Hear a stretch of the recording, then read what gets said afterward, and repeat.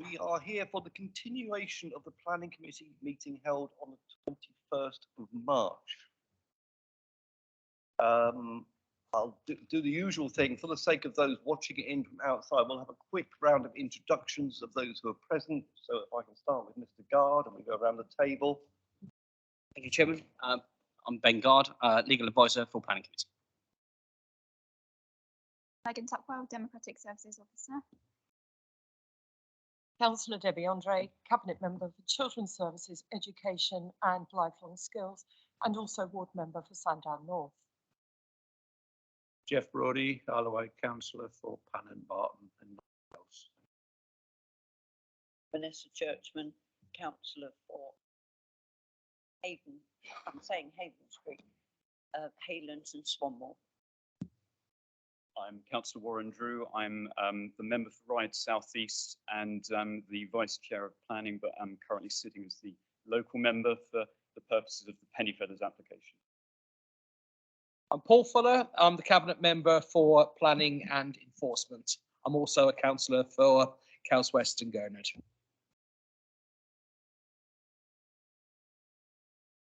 Councillor Michael Lilly for Ward Ryde, Apley and Elmfield, substituting as I did at the last meeting for Councillor David Adams. Councillor Chris Work, Member for Shanklin South. Peter Spink, Councillor for Freshwater North and Yarmouth. Nick Stewart, Councillor for Preston, Calbourne and Shalfleet. Emma Cox, Councillor for Freshwater Parish. I walk rep for the Planning Committee. Neil Dragging, Highways Development Control Manager, Island Roads. Sarah Wilkinson, Planning Team Leader. Ollie Bolter, Strategic Manager for Planning. And I'm John Medland. I'm the County Councillor for Freshwater South and I'm Chairman of the Planning Committee. Thank you all very much for introducing yourselves. By the way, IWOC, just to explain to the public, is the Isle of Wight Association of Local Councils. Is that right? Yeah, thank you. Well, I need to go through some standard announcements. There are no planned fire drills during this meeting. If you hear the fire alarm sound, please treat it as a real emergency and evacuate the building. The nearest escape route is via the signposted set of stairs to your left as you leave the council chamber or public gallery. The evacuation point is the pavement opposite the police station. The lifts can't be used in the event of an emergency. Please don't re-enter the building until you're advised it's safe to do so by a council member of staff. Please can you turn off or silence your mobile phones? And can I request that everyone speaks clearly into the microphone so that they can be heard by the wider audience? Can I remind members who cannot leave the council chamber during the presentation or debate on an application? If you leave it during this application debate, you'll be unable to vote on that application. Just want to remind members of the public, both in the room and watching virtually, that they are present purely to observe the process and will not be permitted to speak. Right, I shall now move on to the agenda. First point is I've asked the clerk to fill us in on apologies and changes of membership. Chairman, apologies have been received from Councillors Claire Critchson, Chris Jarman and Martin Oliver. Councillor Vanessa Churchman is in attendance as a substitute for Councillor Matthew Price, and Councillor Michael Lilly is in attendance as a substitute for Councillor David Adams. There are no other apologies. I'd like to come on to declarations of interest next. Are there any declarations of interest? Lily, sorry. I did make full declaration at the last meeting, so I won't repeat the length of that, just to say that I'm not predetermined, but I acknowledge that I am the ward councillor. I'm a neighbourhood ward councillor to the Ryde South East, and prior to the election of 2021, I was the councillor that included penny feathers within Ryde East. I come to this meeting with a open mind. Thank you. Councillor Spink. Very briefly, as I declared last time and always declare, I'm a member of the CPRE, the Countryside Charity, who's made a letter in objection in the original proceedings, but I'm simply one of many members. I don't consider that predeterminacy. Thank you. Thank you, Councillor Spink. Are there any others? No, should we move on then? Okay, so it's we have a brief opportunity for public question time. Are there any? Does anyone in the gallery wish to ask a question which is not on the agenda of this committee? If that's a no, which means we can move straight on to the main planning report. I'd like to remind everyone that we have already had this discussion, or on the 21st of March, we had the officer's presentation, and this is following, of course, the site visit previous Friday. We had the officer's presentation when we had the positions given of local objectives of the Ryde Parish Council, the Ryde Town Council, beg your pardon, and of the developer and of the local member. And we had, following that, an hour of debate already on this subject. So I'm just reminding us of where we've got to. Obviously, for this continuation, we will not have all the preliminaries. We will go straight into the continuation of the debate. What I'd like to do, sorry, yes, Councillor Drew. Thank you, Chair. Just a point, I guess, of clarification, really. I think members of the committee are aware that a number of questions have been raised via email relating to penny feathers, which is obviously right and proper. And the answers have been forthcoming from officers, again, which is right and proper. My concern is a matter of public law, and hence my question. In relation to that answer and the answers which have been put forwards. Now, clearly the planning authority, the position is that it is making a recommendation for the committee to approve. Now, I would say that the nature of that recommendation adheres, therefore, to any answer to the emails which have been put forwards. Now, as a matter of public law, it's clearly a basic principle of essentially hearing the other side of Altiata and Parton. And I would suggest that in view of that, it would be fair potentially to give some ventilation potentially to a representative of the weaker party, which I would suggest in this situation potentially could be those who are making an objection to the application. Now, committee may remember that last time I did raise an issue about the reasonableness of the time which was given to ventilation of this matter, and I did suggest that there would be a problem about potential prejudice. I'm not saying that is the case, but I am raising it as a question perhaps to be determined. I think it's probably within the power of the chairman to make a determination as to whether other parties, potentially the representative for Ryde South East, which would be me, to speak for maybe a couple of minutes. And in default of that, if you are so minded to rule, as it were, against that, I would ask whether it's potentially possible as a totally separate issue to the penny feathers application for me to make a couple of points which I think are germane of general application with regards to the procedure of planning committee, whether that might be potentially allowed. Thank you. Thank you very much, Councillor Drew. I'll ask I'll ask our legal advisor, Ben Gard, just to give his opinion on that.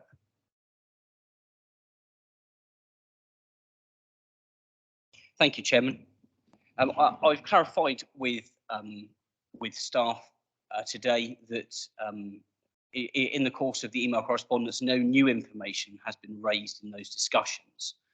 It's essential, Chairman, that debate on the item occurs in this room at this meeting, and that provides the opportunity for staff to provide any clarification on items that are discussed and to ensure that any debate is accurate and to assist councillors with determining the application should there be a need to do so.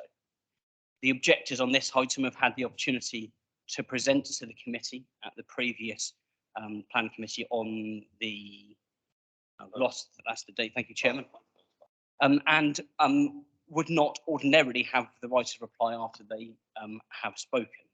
This is a point of order, Chairman, so it's for you to to determine. What I would say is that Councillor Drew is a member of this committee, and it's within your gift to invite him to speak should you wish, Chairman. But I'm satisfied that that this committee can continue. As chairman of a committee, I'm able to allow any councillor in the room to speak who happens to be here. So I'm very happy for you to speak. I think you should keep your comments to the beginning of the meeting, and then after that you should not speak, because that would be the normal procedure for one of these meetings. Councillor Brody. Chair, just to clarify the issue regarding questions that have been asked outside of this meeting. Yesterday, thanks to a member of this council, I became aware of 20 questions from Councillor Lilly, which have been responded to by Ms Wilkinson. I believe they were shared with the rest of the committee, but they are not in the public domain. I'm concerned that they're not in the public domain. They should be in the public domain if this local planning authority is to be transparent and accountable. I'm concerned it won't be if they are not made available. Thank you, Chair. Mr. Guard, want to say something? Thank you, Chairman. I've just confirmed with my planning colleagues, and I believe that they have the answers to the questions and are going to read them out at your invitation, Chairman, if that would assist the committee. If that would be the best way to do it, I'm wondering if I suppose it is the simplest way to do it in public now, isn't it? So, Ms Wilkinson, are you prepared for? Sorry, it was quite a large email, wasn't it, that one? Thank you, Chairman. Yes, if there was a set of questions from Councillor Lee and a handful of questions from Councillor Churchman and some questions from Emma Cox and so Councillor Cox. So I am happy if councillors wish me to read out the questions and the answers provided through that process if they so wish. Chair, sorry, I don't think that's acceptable. I'm aware of the questions from Councillor Lilly very late in the day, it's the afternoon, because Councillor Lilly omitted from the circulation. I'm aware of Councillor Churchman's because she included me in that. I'm not aware of Councillor Cox's. I do not like responses to questions just being read out. That isn't sufficiently on the public record as far as I'm concerned. They should be made available in writing now, and we should have a pause so that we can have time to consider them. Thank you, Chair. I don't feel the need for that. This is a public meeting. Anyone can watch and re-watch, and by verbally recording these words, I believe we've completely covered the need for public disclosure. Chair, I entirely disagree. I place on the record that I believe that you're causing difficulties in terms of the procedure of this committee. I am concerned that questions and answers are being circulated within this committee and have been for some time that don't always include all members for reasons that I can only guess at. Thank you, Chair. Sorry, Ms Wilkinson, you want to say something? Sorry, just may be helpful for a point of clarification. My understanding is the questions that came from certainly Councillor Lilly to me directly were due to the number of questions and the concern over that if they were asked in the meeting, there were quite a lot.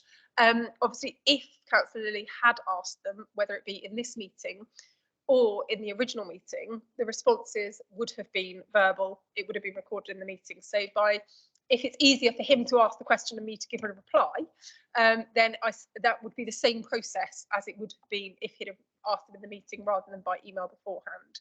So I can either read the question and the answer, or Councillor Lilly can ask the question himself and I can answer it, giving the answer that I gave in writing. But I would suggest that because of the nature of the question and the answer, it is not significantly different to them being asked in the meeting originally.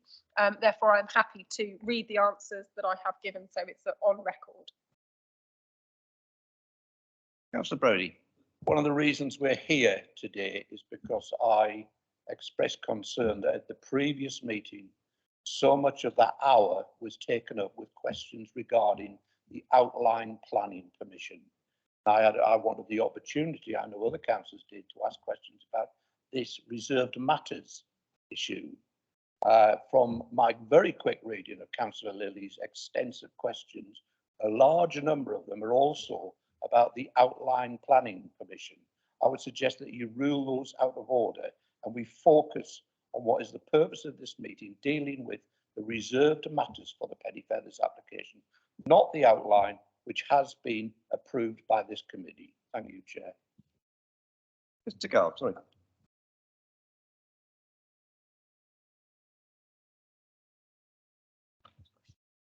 Councillor Lilly, are you happy with that solution? Firstly, I want to say that I absolutely apologise to Councillor Brodie. It wasn't my intention to admit. I actually used the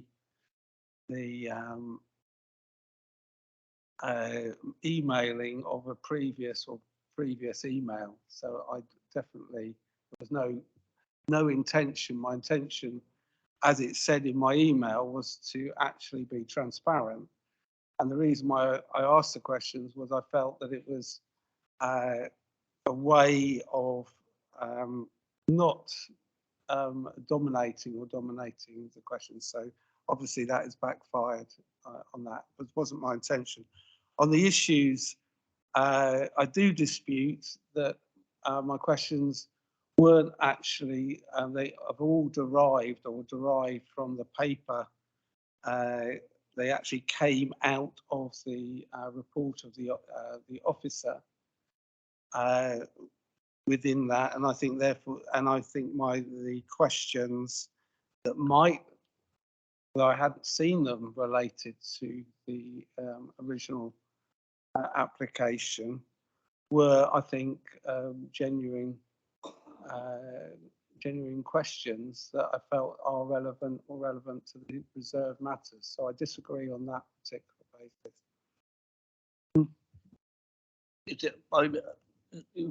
I'm happy to ask my questions and then to for the answers, but I'm not. I don't think it will help to rule out certain questions simply because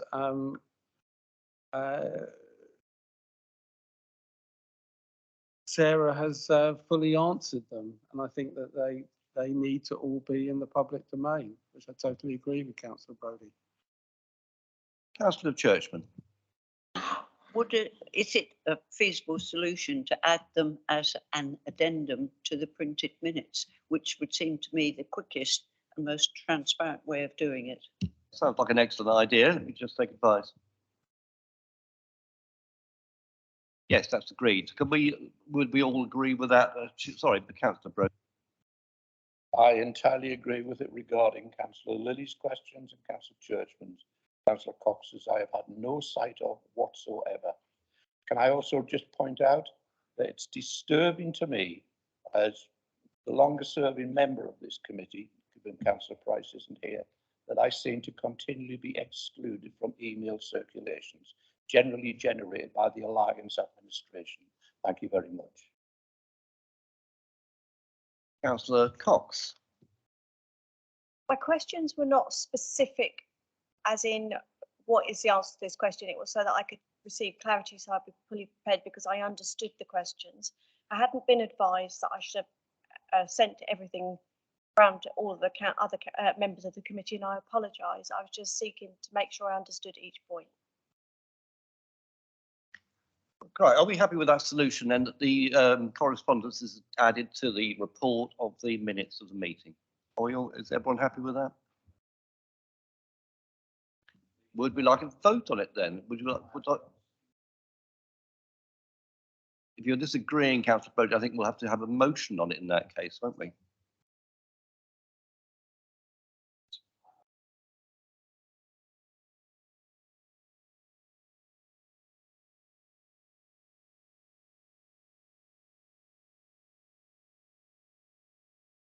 Right, well, can I have a proposal that we accept that as a solution?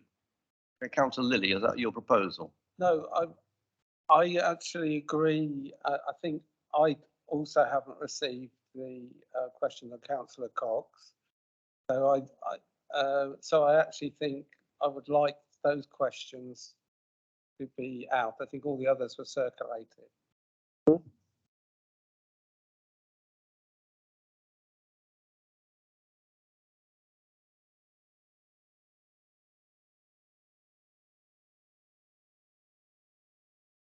Suggestion being made to me now is that we read out the questions by Councillor Cox, and so they are then in the public domain and include them the same way. This is to be petitioned by Ms Wilkinson. So are we agree with that? Councillor, I can confirm a number of them are simply where there are typographical errors in the report, and they are just points of clarity. So I will read them out if Councillor staff to me too. They are points in which I have simply gone back and said, yes, that's a typing error, or we will add that kind of word here and there. So I will effectively read them out. So it may be helpful for councillors to have the agenda with them, because they are corrections to typographical errors in the main, and so they refer to certain paragraphs or pages of the report. So the first one, on page 88, condition 3, phasing plan, should it read indicating that each phase would provide 35%? So the clarification to that is I can confirm that for each unit can simply be deleted, and officers will make this change should the application be approved. In the conditions for outline planning, condition 3 says, and dwellings restricted to elderly persons accommodation for each phase, yet there is no mention of these units in phase 1, which has detail, and they are not mentioned in subsequent phases as the applicant has not given details. Please can you advise why this is? Answer. The planning statement submitted with the application confirms that 20 to 25% of the units would be for the elderly, as required by the condition. This would be achieved through these units achieving lifetime home standards or ground floor flats. Condition 5, number and floor space. If the requirements of this condition have been met, why is it not discharged? It can be. The term met in essence does this, but I can confirm that the words and can therefore be discharged could be added to clarify, and officers will make this change should the application be approved. Condition 7, surface water. Can the LPA request a condition that if a phase develops continues to have issues with surface flooding, the subsequent phases cannot be commenced until these issues are resolved for the life of the development? Answer, not really. A condition has to be specific to comply with the required tests, and I provided the link to the government guidance on conditions. Officers have considered the information submitted and consider it to be acceptable. A condition which said, for example, should the agreed details not be acceptable in the future, you must, would not be sufficiently precise to comply with the tests and could be deemed unreasonable. To an extent, this is self-controlling. If the surface water system proved not to be sufficient and it flooded the site, they are unlikely to be able to sell the properties. As the controls that are in place would use a hydro brake to control the flow, it would be the balancing ponds that would overtop should they not be adequate. It is therefore highly unlikely that the impact would be felt further downstream. Condition 15, noise, commercial units. If the commercial units do not have an identified user, should it not read not discharged? How is it possible to partly discharge this condition without the user being identified and the noise assessment having taken place for each and every commercial unit within the development? No, the submission element can be discharged. Should the end user not be able to comply with the restrictions outlined within the submitted information, they would need to either seek to vary the condition or incorporate noise attenuation measures to achieve the required levels. Condition 16, noise, the same question as above. The same response was given as above. Condition 25, bats. When was this condition discharged? At this point, an explanation as to why it can be discharged is provided in full in paragraph 7.127. Condition 26, hard and soft landscaping. It says prior to commencement of each phase of the development, details of hard and soft landscaping works for that phase and a programme for implementation installation shall be submitted to and agreed in writing with the LPA. and these works shall be carried out as approved. As the developer has yet to start and no phase achieved, how can the submission element, as described above, be discharged? Due to the length of time the development is likely to take to complete, any advice and or preference for planting may change, e.g. developing plant diseases, improving habitat, animal, bird information from the site. The condition requires that details of hard and soft landscaping for each phase is submitted. These details have been submitted and the submission element of the condition can therefore be discharged. The condition requires that the works are carried out in accordance with the details, and this is why it cannot be discharged in full. In the event they wish to change these details, they would need to apply to discharge the condition with alternative details. Condition 27, archaeology. In the original condition, it refers to the details being submitted at each phase. Given one cannot know the outcomes of each phase's dig, can anyone reasonably expect to know how that would impact on the following phase? I do not know how the submission part of the condition can therefore be discharged beyond that of phase 1, please advise. An explanation is provided within paragraph 7.129 of the report. In essence, they have submitted a programme of investigation for the whole site, and the council's archaeology officer is satisfied that the submission element of the condition can therefore be discharged. Thank you, Ms Wilkinson. So we've had the full text of Councillor Cox, and we're going to publish the other correspondence. We must now, I think, return to Councillor Drew's request to speak for a short time to give a balancing view in his opinion. Thank you, Chair. I'll keep things brief, obviously, because a lot of this has been raised before, but there are a couple of points that I did want to address. Councillor Brodie rightly says that this is, of course, not the outline application. This is the substantive determination of the layout and generally the design quality. And I think that is an issue for me insofar as there are a number of issues which we've seen highlighted in the report, some lacunas in terms of potential information. And I think also when we balance that as against the general knowledge that we have that things have changed quite substantially since COVID, the way that we use our built environment has changed substantively. And there is, I would say, a significant dearth of information in relation to the modelling of how that will impact upon people potentially when it comes to the amenity of this site, which clearly goes to the heart of DM2, design quality for a new development, and I think therefore does fall within determination.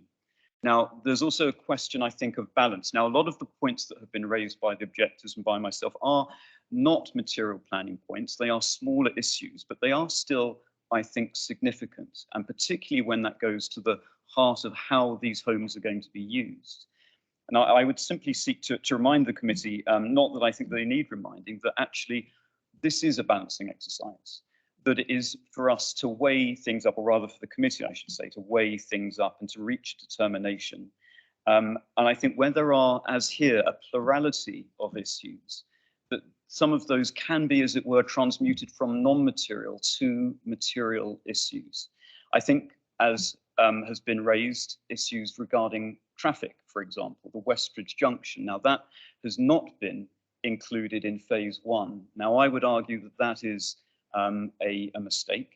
I think the way that traffic already snarls up in that particular area, the way that people are essentially discouraged from using more sustainable forms of travel, which I think is absolutely vital, is something that the committee needs to bring its mind to. The other issue that I will raise very quickly is simply that there are a number of recommendations in this report, a number of conditions which have been suggested will essentially mend the hands of the applicants. Now, I don't believe it is for this committee to mend the hand of the applicant. Indeed, as we've been advised by the Local Government Association, it is simply for us to make a determination substantively on what is before that committee. I'm not a member of the committee for obviously for this purpose. I would say where there are potentially 9 or more conditions, where you have a statutory consultee such as Island Roads that has previously made quite substantive has raised substantive concerns about this, that those 9 conditions which currently apply need to be weighed within that particular balance. I would suggest in that situation, it would simply be for the committee to say it doesn't meet the threshold, the high threshold for development, and for the applicant to come back potentially with more information, potentially having consulted the local community, and to look at some of those particular issues. Again, you know, problems such as, for example, the heating plant. Now, that is clearly not a substantive aspect of this, I would suggest, because it doesn't meet the material threshold. But when that is balanced against the total amenity, the fact that there are so many conditions, the fact essentially that the local planning authority is having to mend the hand and mark the homework of the applicant, and it is certainly within the options that the committee has to either ask for more information or to simply reject with the expectation that the applicant will come back and to give those rational, reasoned explanations as to why it has been potentially rejected. And those are the points I would make. Thank you. Thank you, Councillor Drew.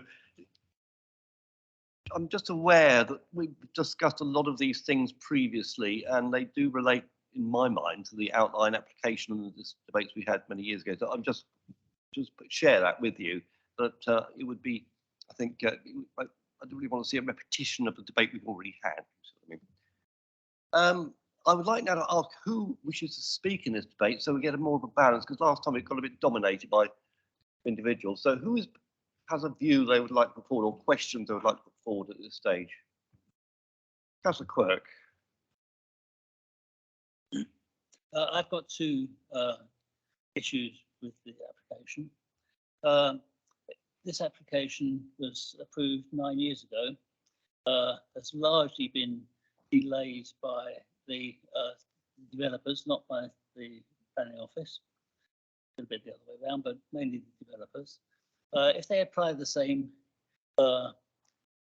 timescales to building this out, it'll take 90 years. I would certainly like to see if there is something we can do to put timings on the phasings, so that the planning lapses if they haven't started phase 3 by the time they finish phase 2, things like that, because somehow they need to have some incentive to build it out. I have a concern that this is more about cash values on their balance sheets than it is about development. I think we need to see if we can do something that actually puts pressure on the build out. The second is the government's talking about banning gas boilers in new builds from 2025. This has got a gas-fired central system. That seems totally inappropriate to me. It's going against all of the direction of travel of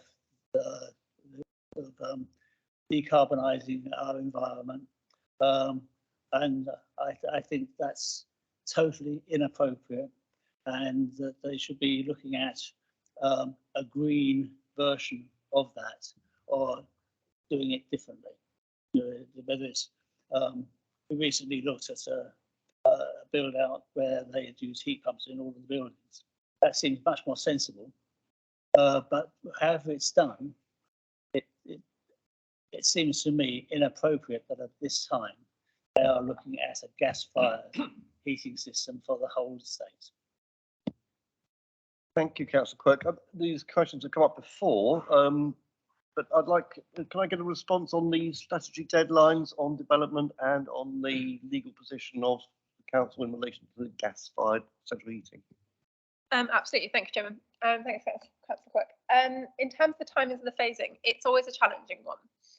We cannot put completion timescales on. We can't require a development to be completed within a specific time. We have to require it to be commenced, but we can't require it to be completed. I suppose it's about asking you to consider the implications of what you're suggesting, I guess, in that if we were to get to a situation where we did condition that you must complete X phase within this time frame, If they fail to do that, they lose consent, is effectively what we're saying. They don't comply with the condition. They could seek to vary that condition and move on. If that situation was to occur, effectively, they would then just simply have to reapply for the development again. It would be what it wouldn't achieve was necessarily to speed up the development, if that's the intention, and that's always a difficulty with these things. The only way to, if I slightly alter the question, if I may, in order to answer it, that the only way to get a developer to complete a development, in theory, is through what you call a completion notice. Actually, what a completion notice does is remove consent. So it doesn't actually kind of say what it says on the tin, as it were. There is no mechanism in law to force a developer to finish a development. It just removes permission. The difficulty with that approach is that you are left potentially with a half-completed development. And you may have elements that are required for the rest of the development as a holistic form that aren't completed.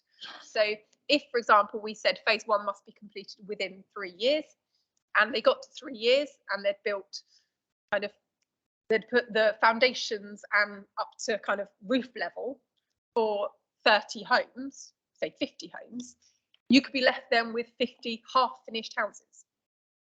And then what do you do as a local authority? You can't then legally take them to court and make them finish it because you've just removed consent for them to do so.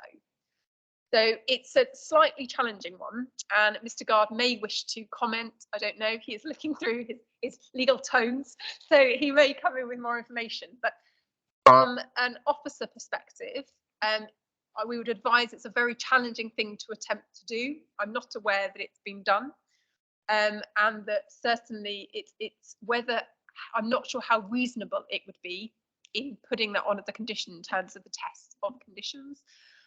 Because actually what it would seek to do is ensure the development happened in a timely manner, but what in essence it could be doing is leaving an unfinished site or removing consent after a period of time when you've actually already granted consent. So it's a challenging one. In terms of banning gas boilers, yes, you are absolutely right. There is legislation that has been mooted with regards to banning gas boilers in homes. Two things I'd say on it. One, I have been unable to find anywhere it to confirm that that will relate to centralised systems as well as individual homes. The only thing I can find is it refers to in individual properties. I can't find anywhere it refers to centralised systems, which in themselves are done because they're more environmentally friendly, for want of a better term, than having individual homes.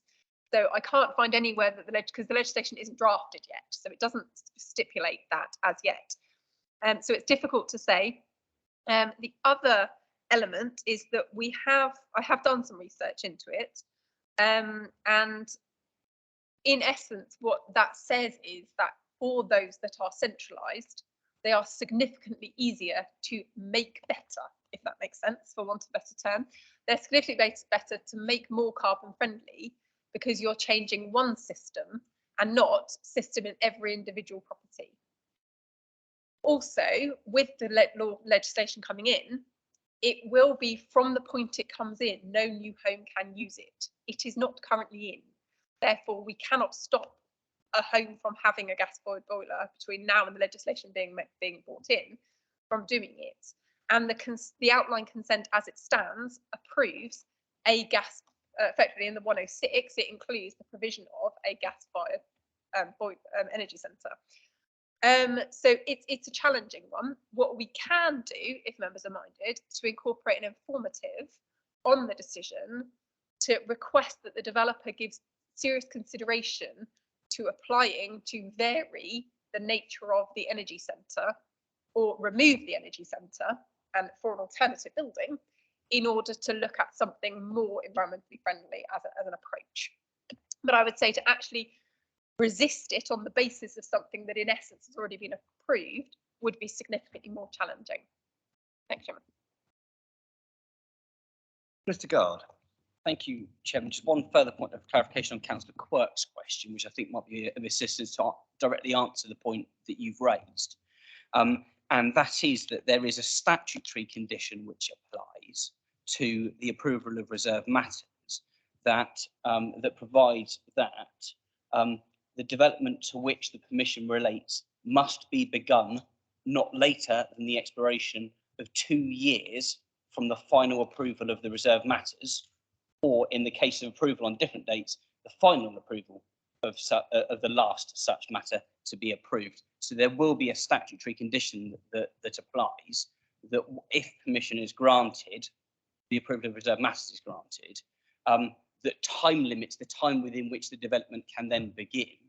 My planning colleagues are quite right on the completion notice point, that there is a legal mechanism separate from everything which enables a planning authority to issue a completion notice. The effect of a completion notice is, though, that when you issue the completion notice, the period within which you require the development to be built out, whatever remains in whatever form at the date that that notice takes effect is lawful.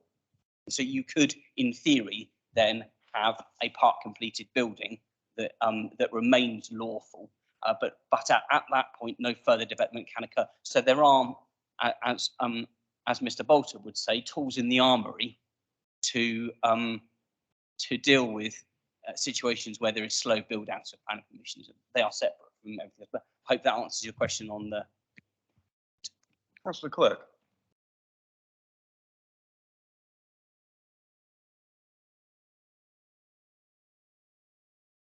Please, Councillor Clerk. The informative, I think, is a route that we could go down. I think we need to raise the issue that this is not the direction of travel of environmentally friendly heating for the future. That I think should be addressed. In terms of the phasing, my concern is very much that these developers have shown very little willingness to do things in a timely fashion in the past. It's taken them 9 years to get to where we are now. Now, that's partly because of consolidating it into ownership and all sorts of things like that, but they have been very slow.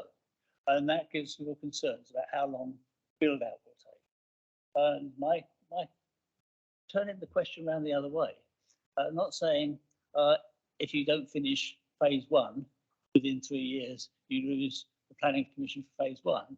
Can we say if you don't finish phase 1 in 3 years, you lose the planning permission for phase 2, 3, 4, 5, and 6? Ms. Wilkinson. Thanks, Chairman. I would suggest an inspectorate would deem it to be entirely unreasonable because we've deemed phases 2, 3, 4, 5, and 6 to be acceptable. So you wouldn't be considering them on their individual merits of policy compliance. You'd be considering them on solely based on the developer, who may change through the course of the application. So the current applicant may not build out the development, they may sell it to a third party. I very, very much doubt a third party would buy an agreement where they were tied in because of somebody else's experience, because of the council's experiences with somebody else, and would have a restriction like that, because they wouldn't be paying for a development which has planning consent for 900 units plus the commercial. They'd be effectively buying planning consent for a development that had consent for 200 units and all of the infrastructure and all of the open space and all of the everything else that's part of phase 1, but they wouldn't have confirmed consent for the rest of it, despite the fact that the council had agreed that that element was acceptable, if that makes sense. Sorry, it's a bit of a roundabout way of answering it, but I would deem it to be entirely unreasonable, but it's within the gift of the councillors should they consider it to be necessary. But what you have to consider is that you would be deeming the application to be acceptable, but then saying that phases 2, 3, 4, 5, 6, and 7 are unacceptable for no planning reason. Thanks, Chairman. Thank you, Ms. Wilkinson. Councillor Churchman. Sorry, I was going to raise about the gas boiler, but that's been covered. I'm seriously concerned about the whole layout of this. Little boxes all in a row. Don't know if anybody remembers the American song, all made of ticky-tacky. And I just find the whole layout, quite frankly, so boring in this day and age. when you go and look at, for example, Rookley, which is well laid out, quite attractive in its way, and as I said, these square, I find in this day and age appalling. I think the Mugger, for example, is also in the wrong place. It's far too far away. It would be better off up on the main road, in fact, next to Busy Bee, because then it would be accessible, not only for the people on the estate, but for other people in Ryde. But I think my biggest concern is just, as I said, the straight lines of houses. Surely in this day and age, we can do something better than that, Chair. Thank you. Thank you, Councillor Churchman. Councillor Brodie. I've got a number of questions and then I've got a number of comments about this, but I mean, if we just remind ourselves, there is an outline approval here and that we're looking at the reserve. Now, the distinction between them, I'm not absolutely 100% certain of, and I'm sure that you'll keep me on the right track, Chair, and officers as well. But clearly, an outline approval was given nearly 8 years ago. Actually, it wasn't 9, it was 2015, just before I joined this committee, so I'm not guilty yet. Yeah, well, I joined it just after that, actually, because of other planning decisions rather than this one. What I want to ask about is what I think are the things that are before us at the moment, and I just want to place some of them I did ask on the site visit. I think you may want to put the plan that you shared with me up on the screen, because we all know what we're talking about. Yeah. Now, firstly, Sarah, could you just point out where the community centre and the Mugger were going to be in the outline permission?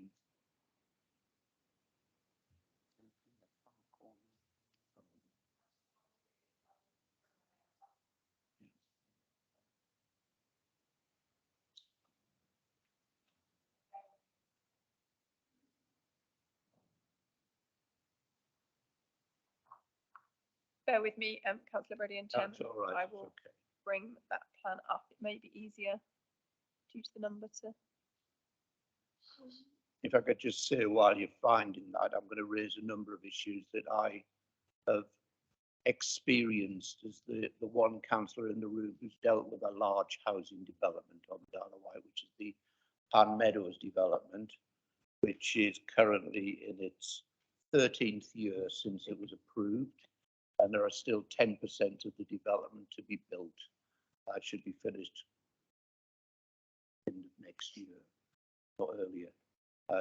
I do have a lot of experience, and I think I'd like to bring some of that to this, given the reserve matters. Now, an important element of the Pan Meadows development was integration with the existing Pan estate, and we have a very successful community centre within the Pan and Barton ward, which is located precisely where it was in the outline for Pennyfeathers, as I recall. So much. Through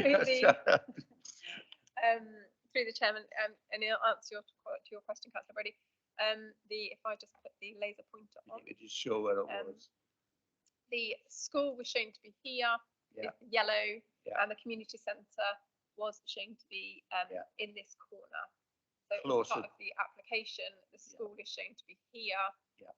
Or the community centre, apologies, shown to be here, and the school is shown to be this land. With the Mugger in that area as well. The pointer, yeah. There. And I mean, I think my point is, I mean, it's, is there any particular reason why it's been moved from an area where it would have been led more to integration with existing Ryde, given that just across the road from Great Preston Road, there's certainly one small area of quite serious deprivation, but also it's a largely built up area. And it seems to have been moved away down Smallbrook Lane, which isn't the most pleasant of roads to walk down, I would imagine. I cycle it quite regularly and I hate it. And I know you're going to put a footpath down there, but is there a particular reason why it's been put down, which it seems to me out on a limb. Thank you. Thank you, Chairman. Oh, I mean, I can ask the rest of my questions. You can come back to them all if that's easier. We take one at a time. Yeah.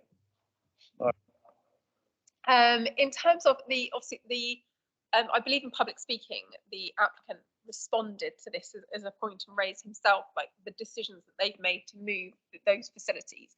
In the application, and I have covered it within the report briefly, but in essence, obviously the Smallbrook Lane will be becoming a greenway.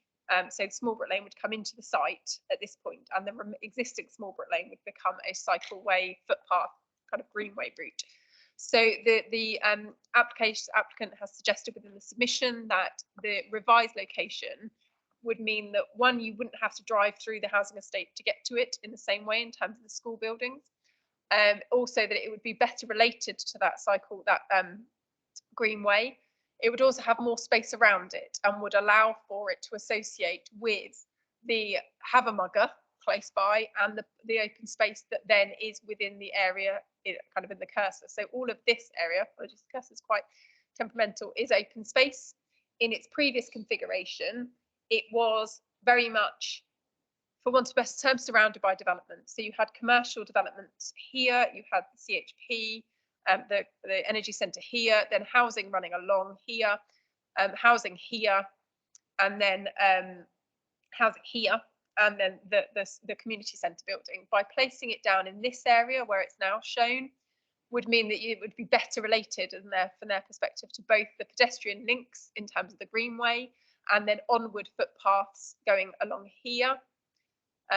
This is a footpath that goes that direction, and then obviously the scheme incorporates a footpath that goes this direction.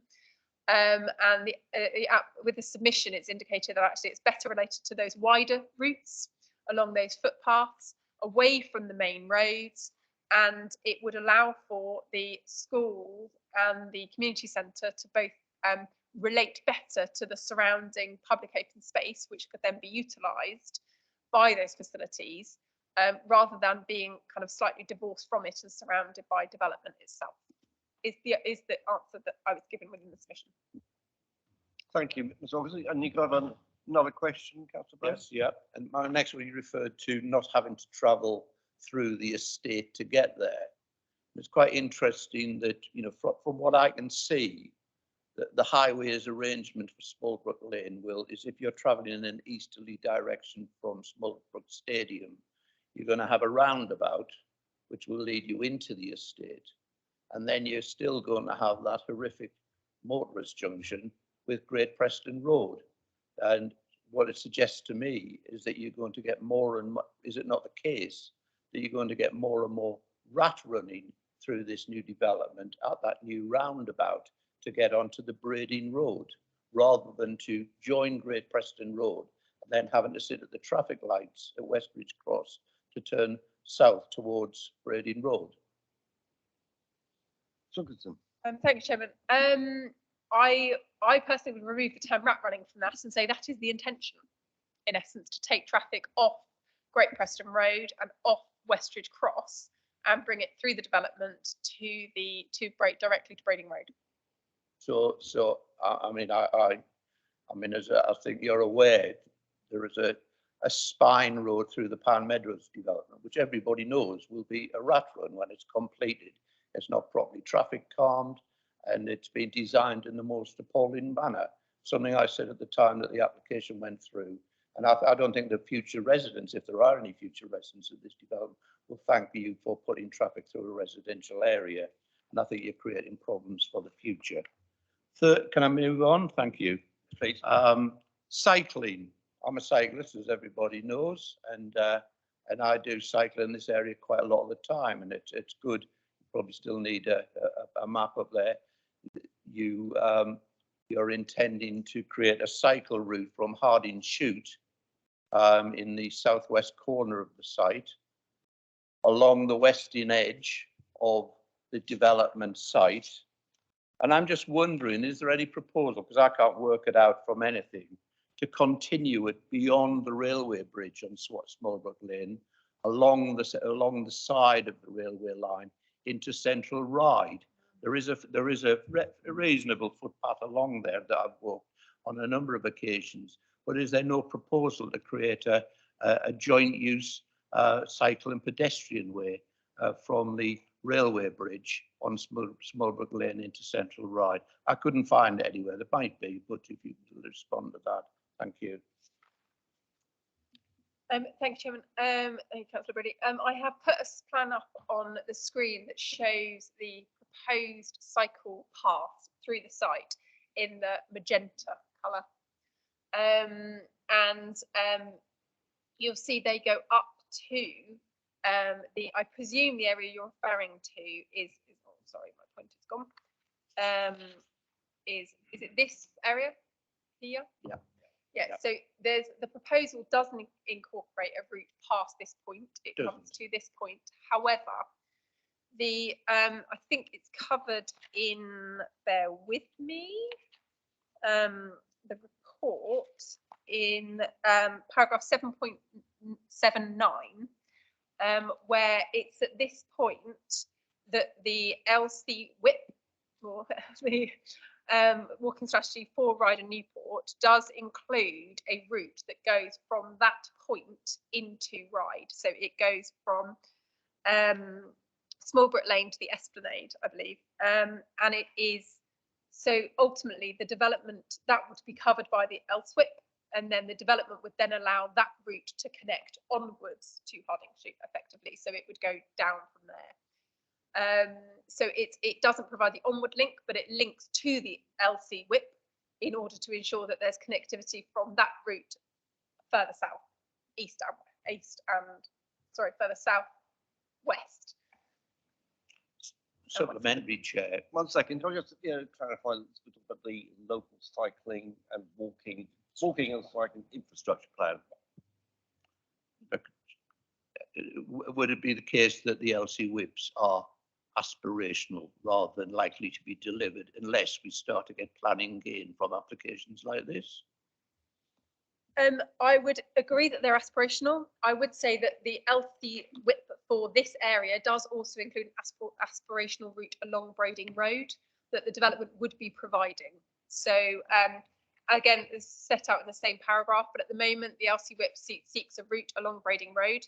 Although it wouldn't be exactly what is proposed within the LC WIP, a route would run down, as you can see in this magenta colour, along the side of Brading Road. So it would bring forward that element of the scheme. It just wouldn't bring forward the development that's outside of their control, but would provide onward links to that. So it provides everything in that document within the land under their control. Thank you. Yeah. Councillor Brodie? One of the things I noticed, Sarah, in the report was the amount of input from the police, which I found quite surprising, really, because you're lucky to get anything out of them sometimes.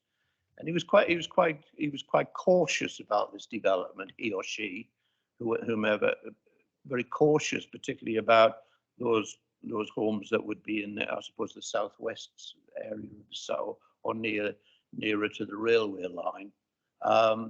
And I have to say to you, and I mean, I'd like your response really, that I didn't feel that the report really addressed those issues that were, because it is concerning to people.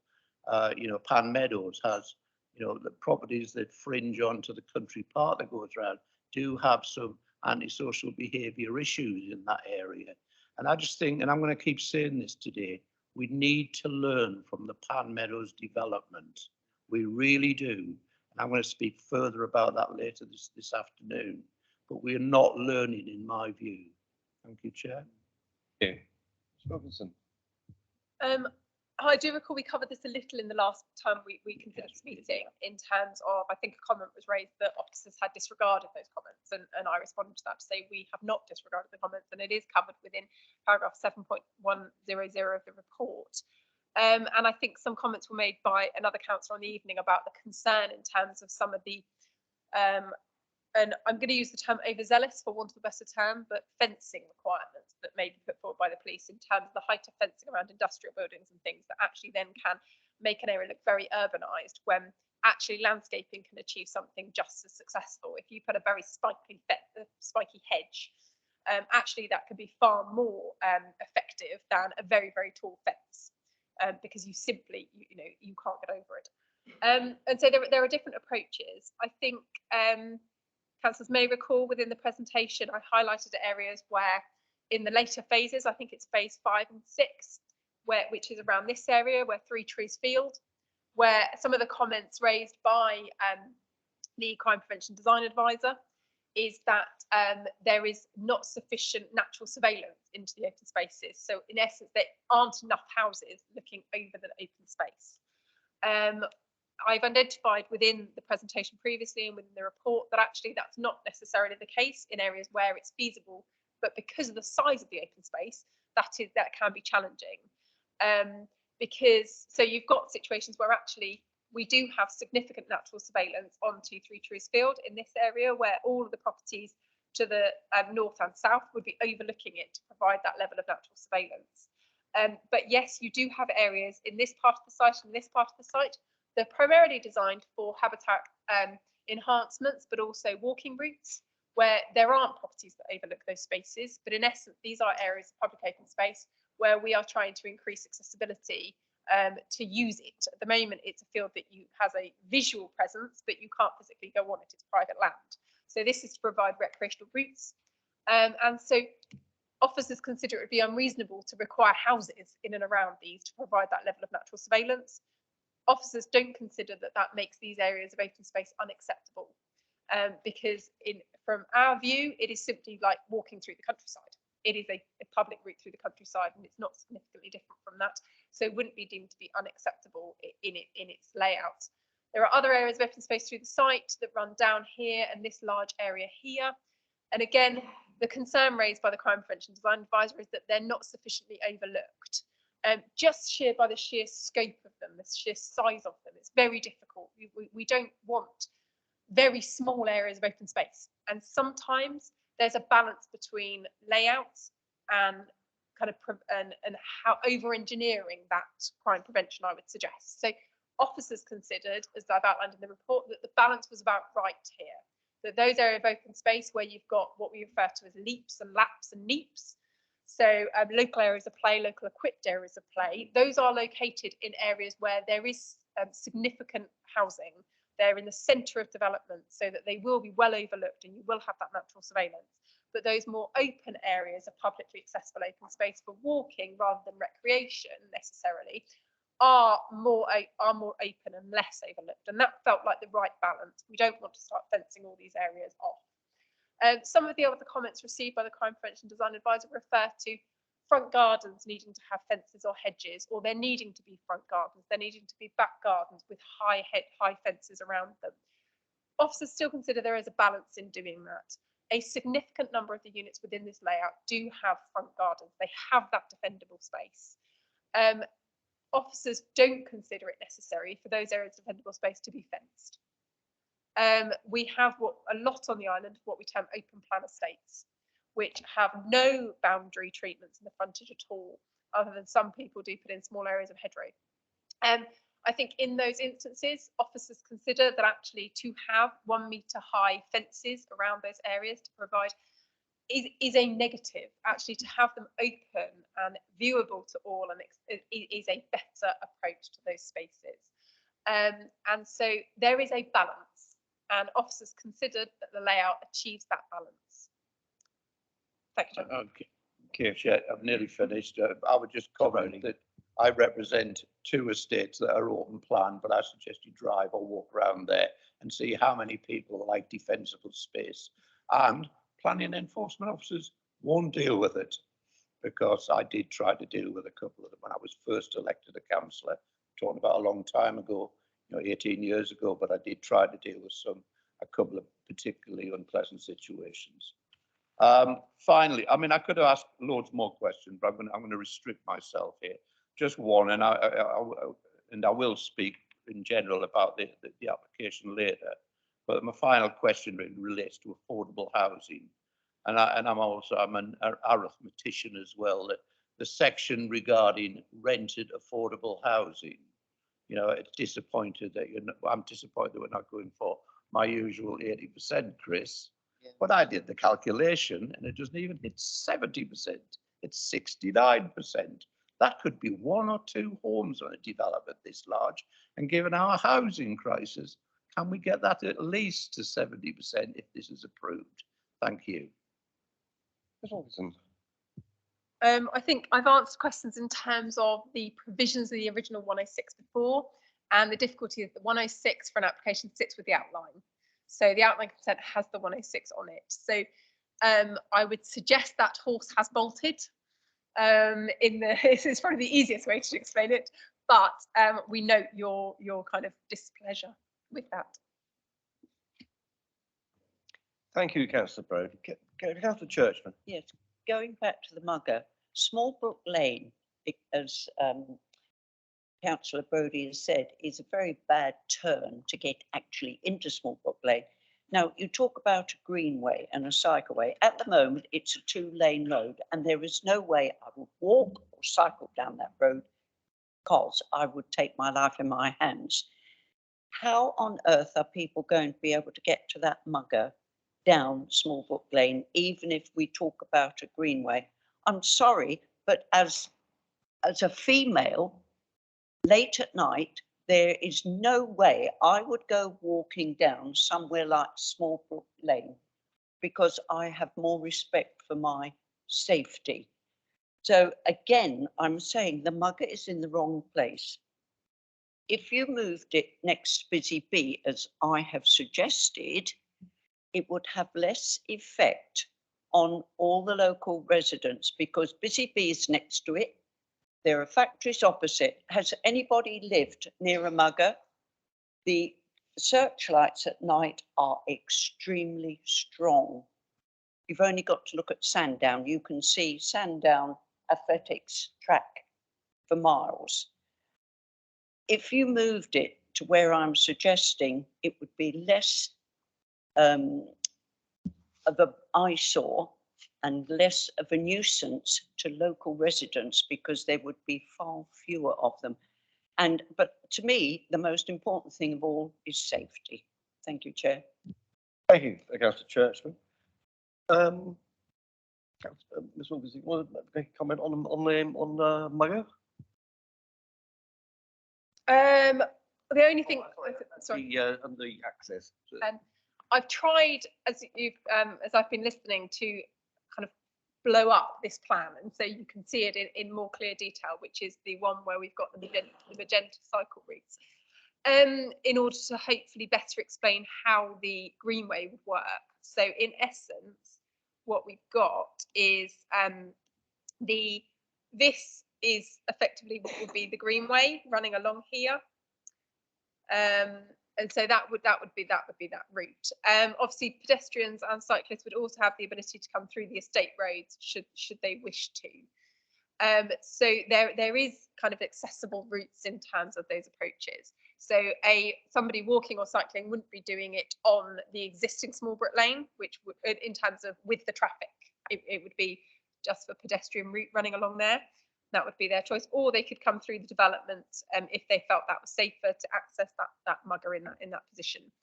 And that's all kind of, I think I need to respond to on that question.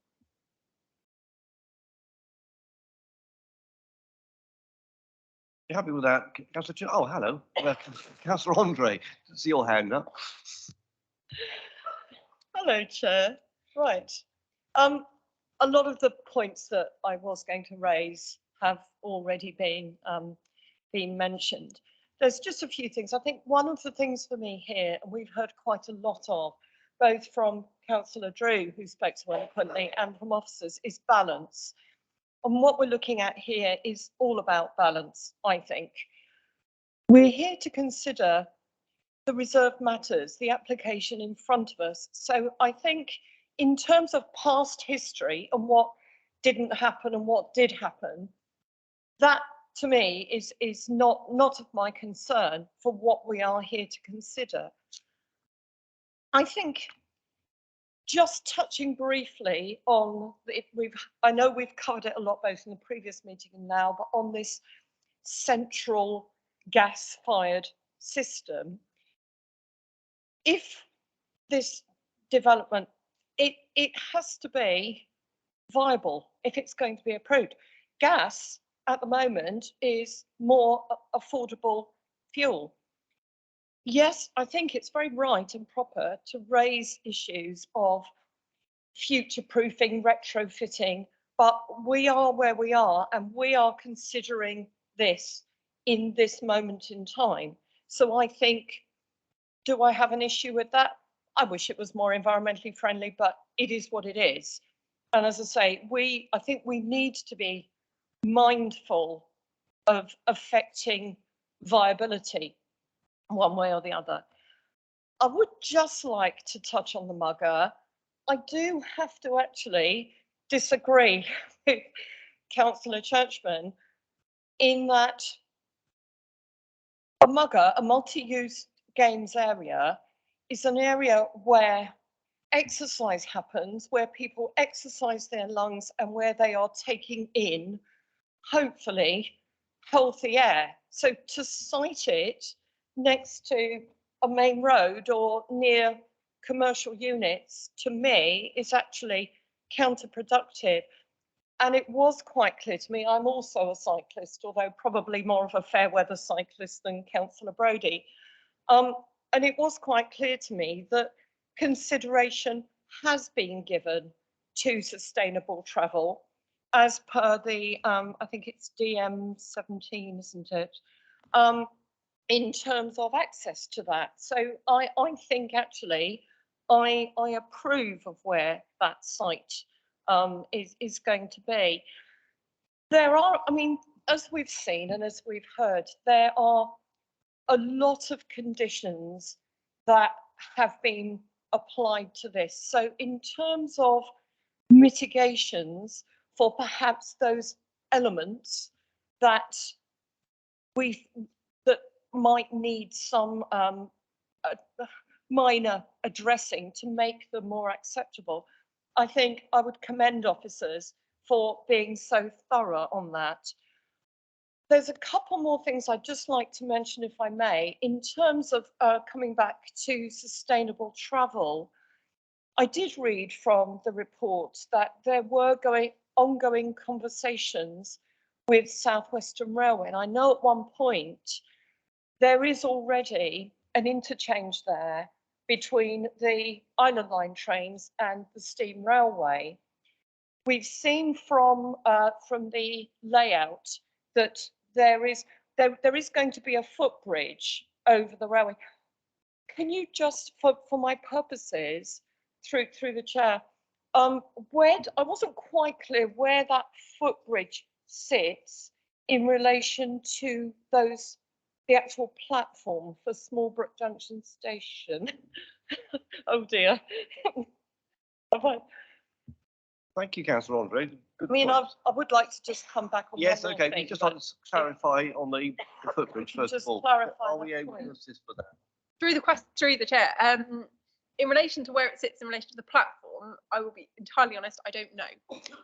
But the bridge sits to the south of the existing bridge.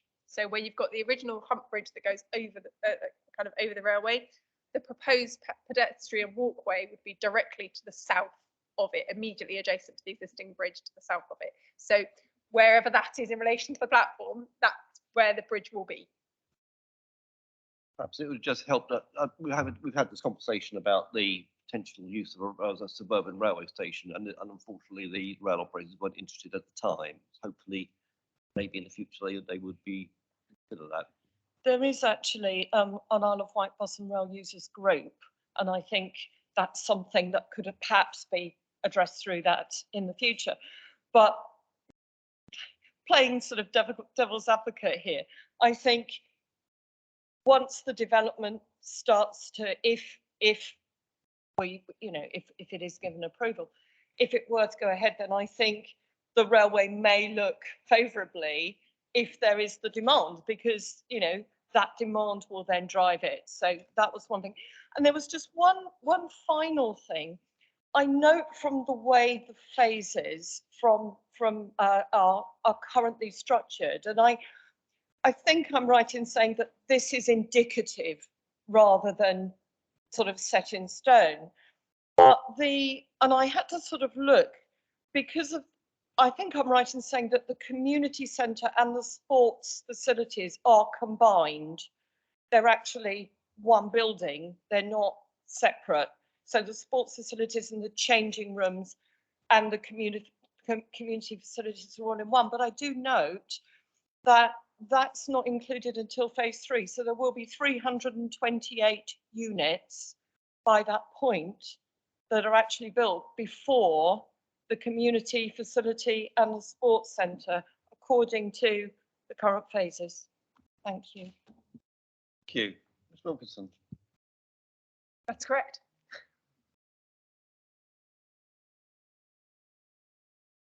Councillor Churchman. One quick question. Nobody has mentioned solar panels. Why? Why? Why aren't we asking, insisting, or whatever, on solar panels? Half of Europe will not allow new build without solar panels. Ms Wilkinson, can you explain this one for us? Yes, thank you, Chairman.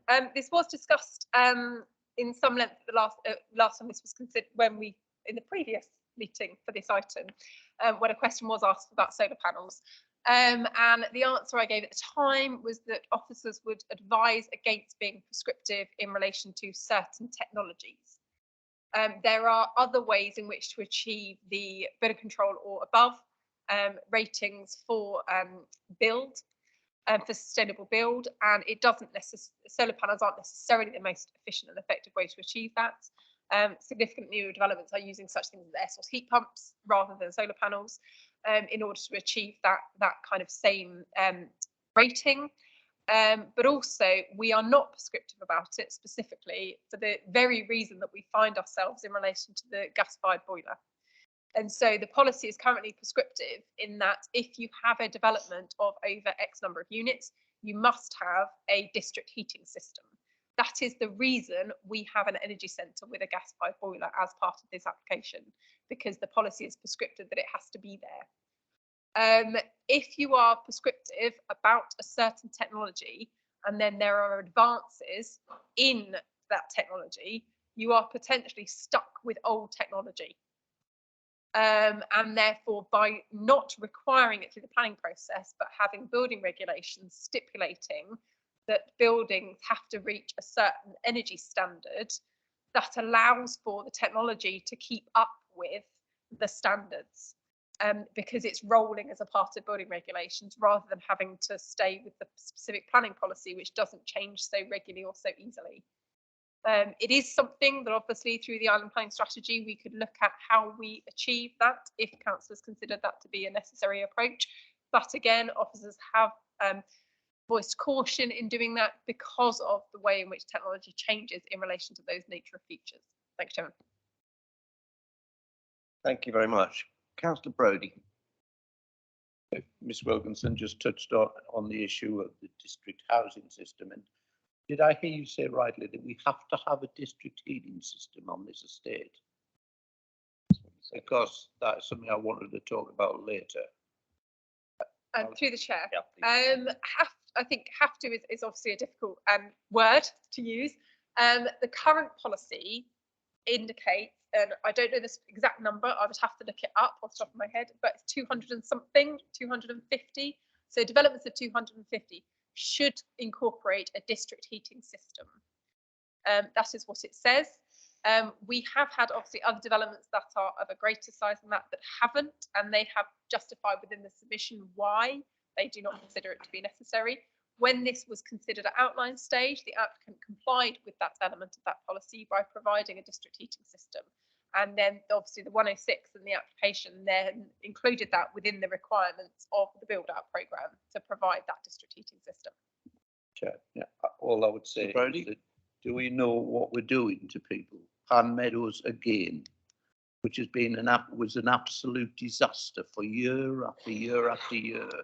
You know, with potentially 855 homes when it's finished, all on a district biomass system, which is like quite often gas, to be frank. And people have no control. People do not like the fact that it's imposed upon them. It's created massive problems. Talk to the directors of the Pan Energy Company. They'll tell you this is a disaster. And any government, no matter who it is, who's still pushing for this, is just off their trolleys, to be frank. For want of a better phrase. Thank you. Wilkinson. I don't necessarily think I need to respond to that. I just say, yes, I'm entirely aware of the challenges at PAN. I entirely agree with you that they are an extremely difficult system. However, the policy that is in the core strategy does incorporate the provision of a district heating system to provide that. Obviously, we haven't included that as a provision as part of a policy within the island planning strategy. And we consider that it's better for building regulations to control the energy efficiency rating of properties opposed to planning. So yes, we do understand the challenges associated with them, but the application is policy compliant by incorporating one. Can we refuse this application on that very issue? Councillor Brody, I think we've dealt with this point. Councillor Lilly wishes to speak. Is it? Oh, in that case, can you answer that one, Ms. Wolf? Thank you, Chairman. Yes, I'm happy to answer that. I'm not going to sit here and say you can't, because that's not my role.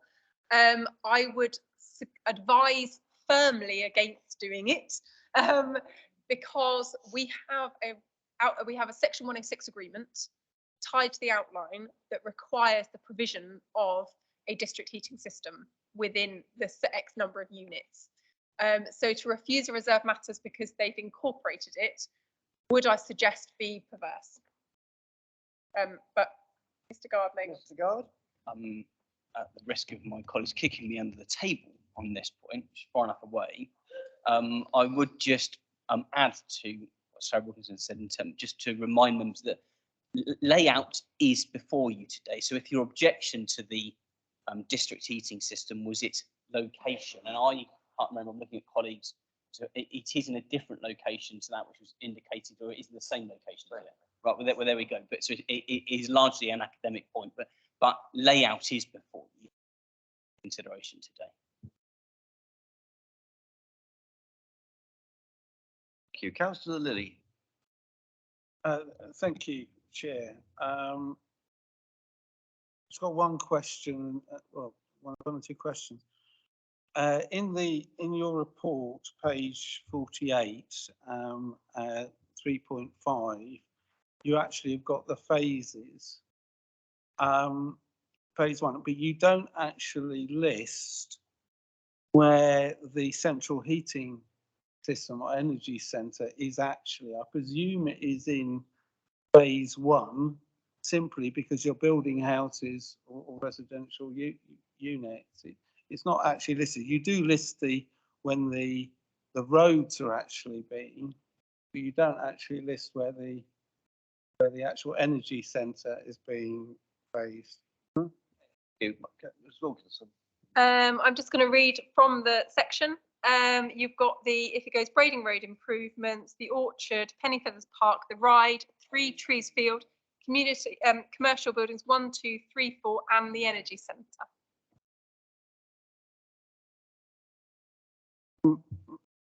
Particular point about the density of the property. I think Councillor Churchman sort of referred to it. From the sort of presentation, from all the details, 50% of the housing will not have their own access to green space. When you actually look at the various sort of policies that have actually emerged, particularly around public health, there is a very, and with, the world we're in, which is different from the world in 2015, there has been various sort of changes about the environment that individuals would be. But 50% of people in this development, right, will be in units which actually won't have access to green space other than the green space that is outside. It's actually they would have to go to it as opposed to go into their own garden or shared garden if it was a housing complex, which is very different from that. So I just wanted to know a question really about how this fits in with the various public health strategies that actually is moving away from this kind of high density housing. You're referring to private gardens, are you, Councillor Lilly? Saying that 50% of the units Don't have a private garden. on this, they do not have any access to their own gardens or even shared gardens. Thank you. Ms. Wilkins. Thanks, Chairman. I'd first say I don't consider that figure to be entirely accurate. In that you are correct in that around 50% of the development is flatted units, but not all those flatted units do not have a communal area of open space. So, for example, I've pulled up this building, which we looked at in specific terms within the presentation at the last meeting, and you'll see as part of this quadrant of flats, or kind of C shape of flats, does have a communal area of gardens, and Councillor may remember that's the elevated element above the car parking area. That is a communal area of garden space for those flats. So some of the flatted development on the site does have communal gardens for those flatted units. So yes, it's not an individual piece of open space, but it would be open space that is communal for just those flatted units. So although there are a significant number of flats, not all of them have no private amenity space for the flatted development. That's just one example that I pulled up. I'd also highlight that there are 24.5 hectares of open space as part of this development. So the site is 52.6 hectares and 24.5 of those are open space. So yes, there may be a number of flatted units that don't have a private fenced off area of open space for them to utilise, but there is significant open space being incorporated as part of this development for public access that they would have direct route access to through the development. Thank you, Chairman. Thank you very much. Are there any further questions? Councillor Lilly. Particular point is from the original outline planning application. Obviously, this is a new plan and things are moved around, right?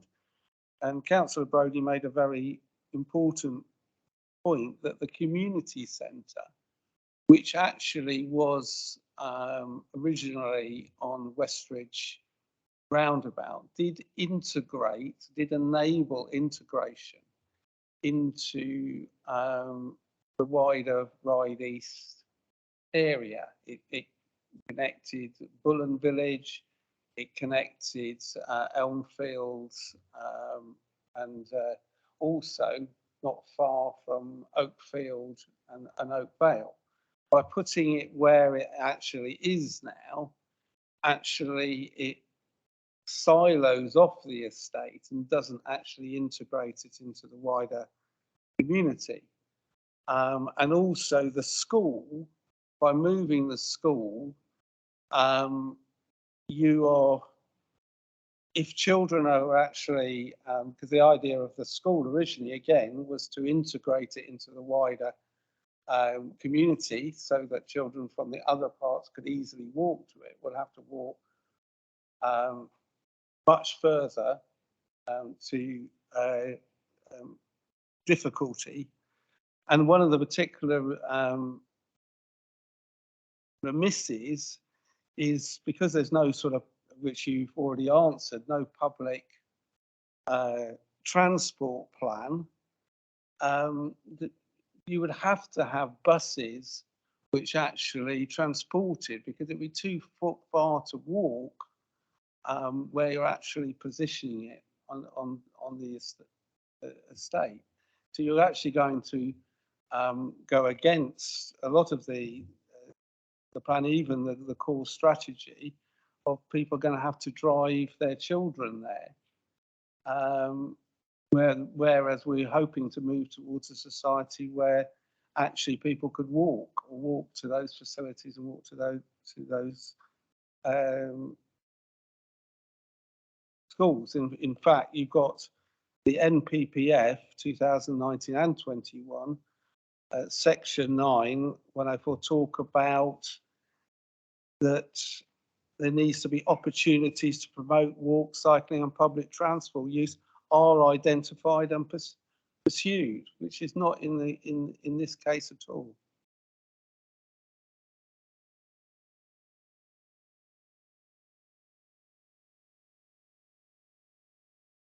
Ms. Wilkinson, are you able to come back to that? I think we've actually kind of heard one of those points before, haven't we? It's quite similar. Yes, Mr. Chairman, thank you. I'm not entirely sure there was a question in there, so I'm not entirely sure there's anything to respond to aside from saying if there is a balance. Apologies. And there is, councillors have to consider as part of the deliberation whether the proposed location for the school and community centre on balance outweighs the benefits of the scheme and having those facilities being provided. Officers have considered the scheme and consider actually it is accessible in walking. There are significant walking and cycling routes that have been incorporated as part of the development, which will make it an acceptable walking distance from existing housing and the proposed housing. And therefore the site that is being proposed, which is what we're considering, is acceptable. Councillors will have to consider in their own minds whether they agree with that or not. I'm not sure I can add any more to that debate. And of course, the school is quite a hypothetical at this point in time. Councillor Speak. I only have a couple of questions because I was one of those who asked quite a lot last time. But two questions, in part, one in part arising out of question I asked last time, and also the matters that have been raised regarding the crime report. It's a difficult, as has already been said, balance between trying to prevent crime and also not turning a place into virtually a prison. And one thing that we discussed last time was the possibility of having softer boundary treatments. So my question is simply this: if the committee thought that was a good idea, could that actually be added as a condition? That's question number one. And my second question is regarding the buffer zone between the estate and the ancient woodland.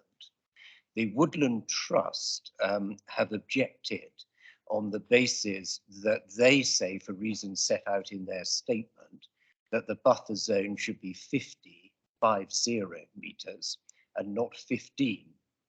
Now, as far as I'm aware, unless I've missed it in the large number of documents, the Woodland Trust have not been asked to comment on that, although it is right to say that the ecology officer and also Natural England have not raised an objection in that respect. But if committee were convinced, for example, that the Woodland Trust's view was correct, would that be possible at this stage for us also to condition, namely that the buffer zone be 50 meters, or would it mean that we'd have to refuse the application? Thank you. Thank you. Can we take the first point first, and or as you wish, Ms. Wilkinson? In terms of the conditioning, I would suggest that it's probably already covered in the information submitted, in that we have had, I've tried to zoom in on this plan a little, and so apologies that it's not shown as a slideshow, but if I show it as a slideshow, it will go back to its normal size. So what I try to do is, this is, when I show this at the when I did the presentation, this shows the landscaping plan that's been submitted as part of the application. I believe, Councillor Spink, when you last raised this issue, it was regards to the fencing around the commercial buildings and the concern over the scale and height of those industrial size fencing. So what we have here is part of that landscaping scheme, which shows this being an area of, obviously you can see what is proposed as landscaping in terms of trees. The area strip here is shown as a kind of a hedge line effectively, and then the brown line that runs through their centre is wire mesh fencing. So they are showing as part of the layout, just specifically looking at this element. So officers have considered this as part of the condition compliance, because there is a condition as part of the outline that requires details of landscaping, hard and soft, to be agreed. So what this shows is a mesh fence running along there, and then a hedgerow and trees to soften that feature. So we are looking at having a combination to ensure that we don't have very hard kind of commercial boundaries in those locations, which hopefully answers that question. In terms of the buffer zone, you would have to refuse the application if you considered that the buffer zone would need to be 50 metres. Officers have obviously advised against that in terms of the responses. You have a council tree officer who's saying that it's acceptable. You have an ecology officer who's saying it's acceptable in terms of the buffer zone that's been provided. But there's a difficulty because as part of the outline, we did show developable areas in terms of built form and a kind of open space areas as part of the kind of parameters. And the reason why you would have to refuse it on that point is that you couldn't achieve the layout by providing a 50-metre buffer from those zones, because that isn't what was considered to be necessary at the outline stage.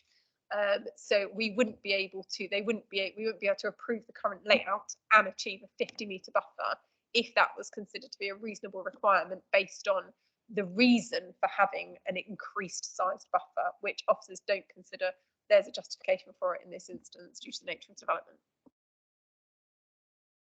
Thank you very much. Councillor Stewart. I've got a number of things, but can I just come back on that? Because it does impinge on an area which I have some understanding of.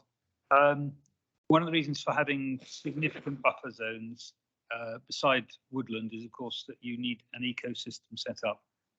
Without a significant buffer zone, you impact on species like bats, which actually, of course, both forage and use both areas.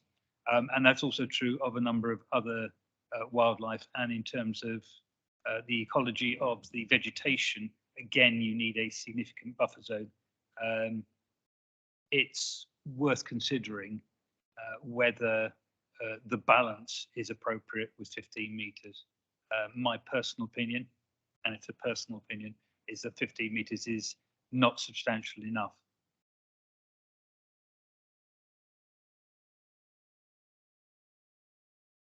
Thank you.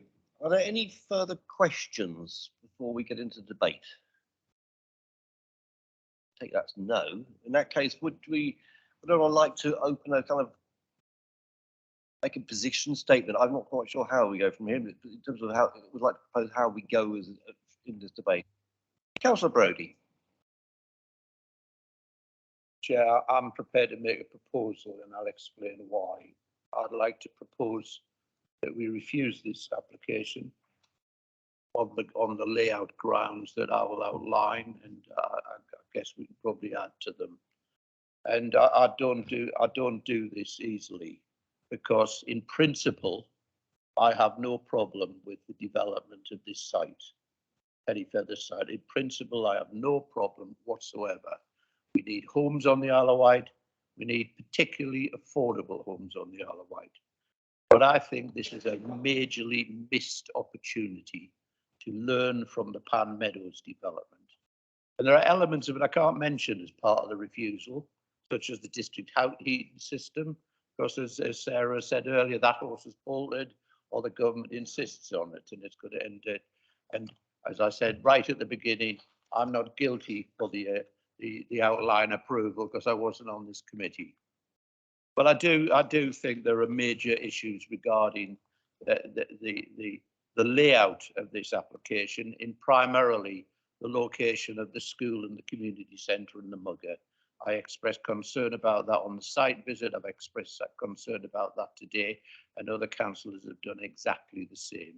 To my mind, a community centre needs to be nearer to an existing community, which is precisely what happened in my ward of Pan and Barton, so that people integrate into the town there, becoming an adjunct too.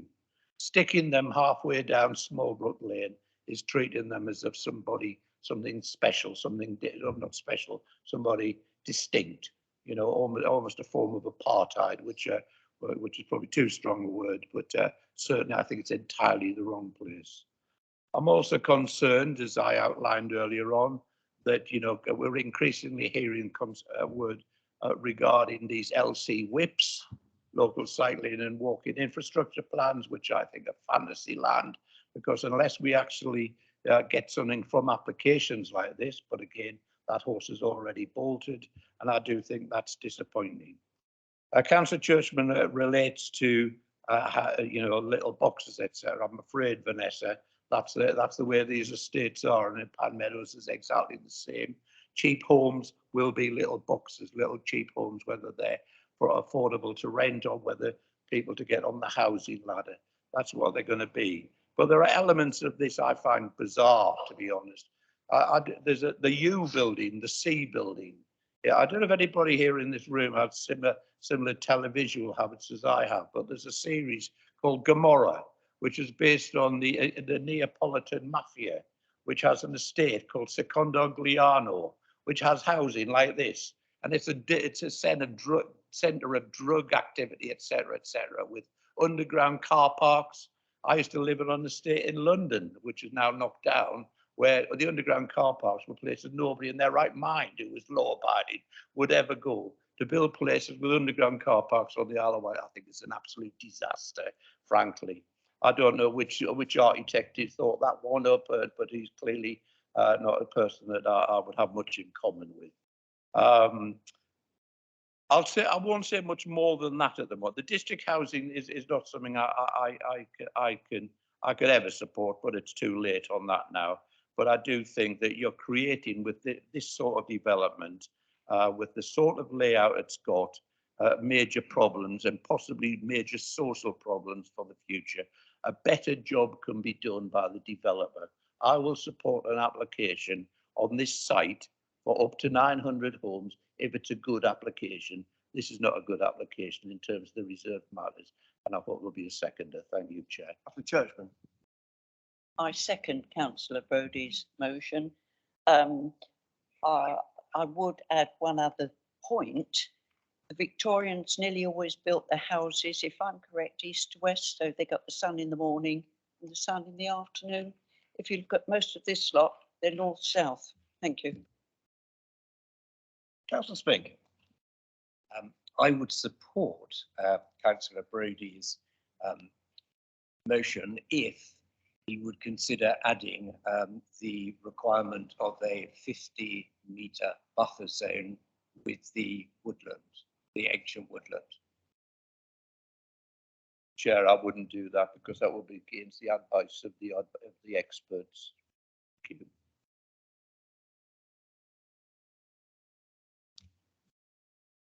Councillor Stewart. I've got a sort of general statement, and I think it's possibly because I'm very new to this committee, so I apologise in advance if it doesn't fit in with the sort of normal approach and criteria. I'm grateful for the planning officers and the planning office in general because they have put an enormous amount of work into this, and obviously I've recognised and listened to the various statutory bodies in the wider island public on this. I'm also a very strong supporter of housing for low-cost rentals for islanders. My preference would be for this site to deliver well-built green housing commercial property within an early time frame to help people in need today. So I've looked at this matter very carefully and listened very, very carefully, and specifically a lot of the points which have been raised this afternoon. And so I will be supporting Councillor Brodie's approach. However, there are, if you look at the NPPF, which is what I've done, there are a number of issues which have come up, which I think apply to these reserved matters. The key considerations are a social objective, and I will say to support strong and vibrant and healthy communities. These reserved matters do not seem to do that. the environmental objective, and everybody's read them, equally do not seem to fit within that.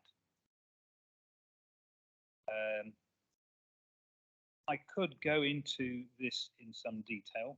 I'm aware that people have been here for some time, and I suspect that people get very fed up with my voice if I went on about the various sections. So let me go to something which has not been raised specifically today or has been mentioned in the past. In the NPPF, it specifically refers to what is deliverable. And that says, with a realistic property that housing will be delivered on the site within 5 years. And it finally says it should only be considered deliverable where there is clear evidence that housing completions will begin on site within 5 years. My issue is, having looked at the history of the site, that there has been a dispute between owners, which is now actually a law case which is referenced, where they actually removed this corporate veil, which was Penny Feathers Limited versus Penny Feathers Property Co Limited, Jersey, which was decided in 2020, which slated the eventual owners of the site. And so at the moment, I would state the following.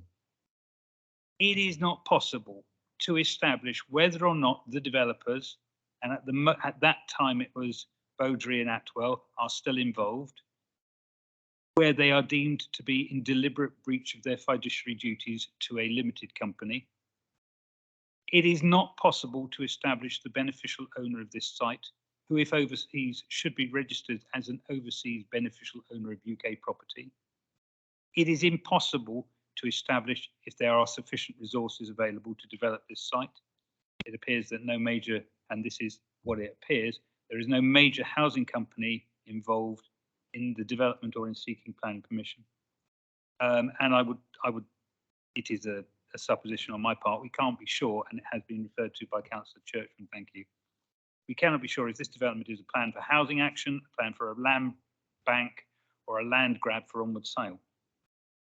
Not all of those obviously are specific planning considerations. So I would say that this particular reserved matters, we can say that there is an unknown developer unable to develop a full plan or a start to infrastructural buildings. There's no evidence of responsible ownership or finance available to ensure this project could be delivered. There's no evidence, which is the critical thing, to show that this plan will deliver anything towards the housing needs for island residents now or for the foreseeable future. Thank you.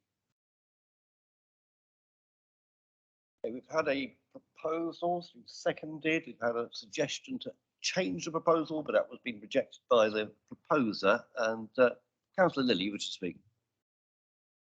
I wish to support Councillor Brodie's proposal and actually support what's just been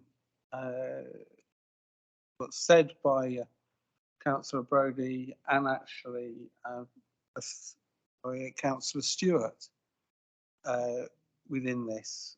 I'm really disappointed because I do believe on this site is we could have a very inspirational proposal, and we could actually have 300 plus affordable homes which are desperately needed in Ryde, particularly, as well as the Isle of Wight. I feel that it's taken 8 years since the outline planning permission. The world has changed. We've got climate change, we've got cost of living crisis, we've had wars, we had COVID. And actually, what has been sort of presented to me is a bit like painting by numbers. It seems to be housing that's actually come from a catalogue and a very poor catalogue in that. I would actually say that looking at the designs and looking at others, it's a plagiarism to me, it's a university grade 3 level, scraped through, ticks a lots of boxes, but actually is not worthy. And I think we, as the LPA, because we are the committee members, we're the ones who decide. We will be doing a disservice to the community. I think Councillor Brodie is absolutely right. We should actually have lessons learned from this. One of the questions I got back from Sarah Wilkinson was that actually it would take a national house builder a minimum of 10 years to build this out. Well, the reality is there's no national builders that actually are going to come because of the experience they've had on the island. And we would be, if we didn't refuse this, have we would be responsible to leaving something which we know we cannot, none of us can put our hands on our heart to think in any way that this is deliverable. And my last comment is, even though this is not exactly the same, it's a completely different application, but this committee, when it actually had the Arraton oil drilling, which I chaired at that meeting, the officer's report, quite rightly, was recommending it because it fitted with all the legislation at that time. We made a decision as a committee that actually the legislation in the future was moving against oil drilling. And I think in support of Councillor Brodie, we need to make a very adult and mature decision to say, this is not good enough. An actual application by painting by numbers is not doing a service to our residents and future generations, because if this was ever built, I'd probably be dead and buried by before it was actually finished.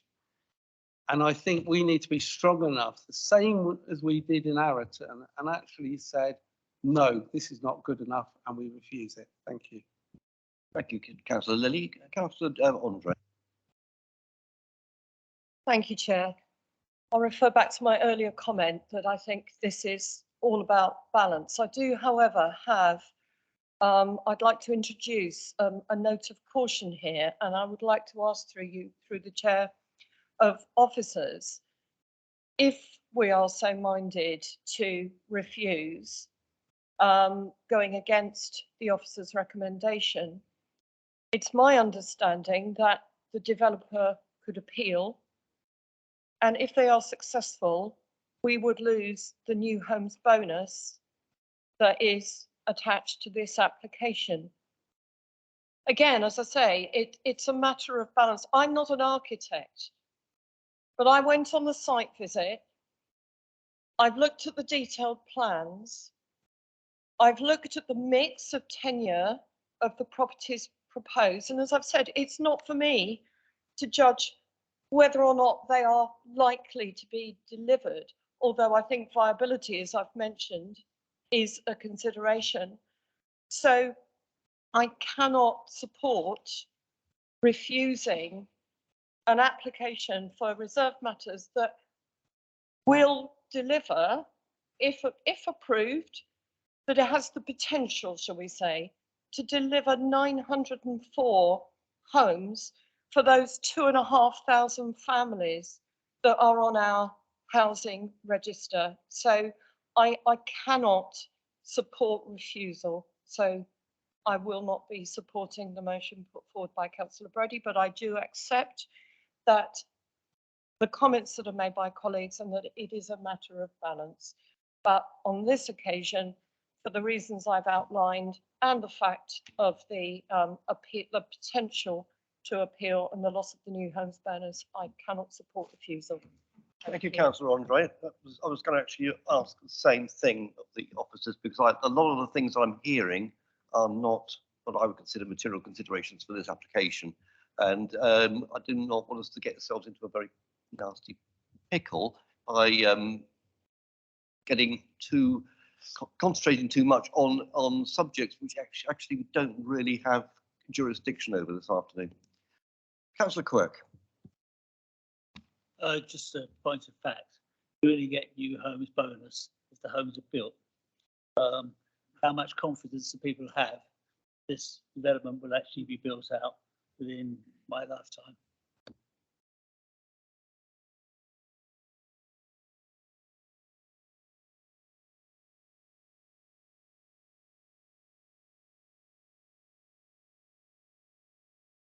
Councillor Lilly, you want to say something?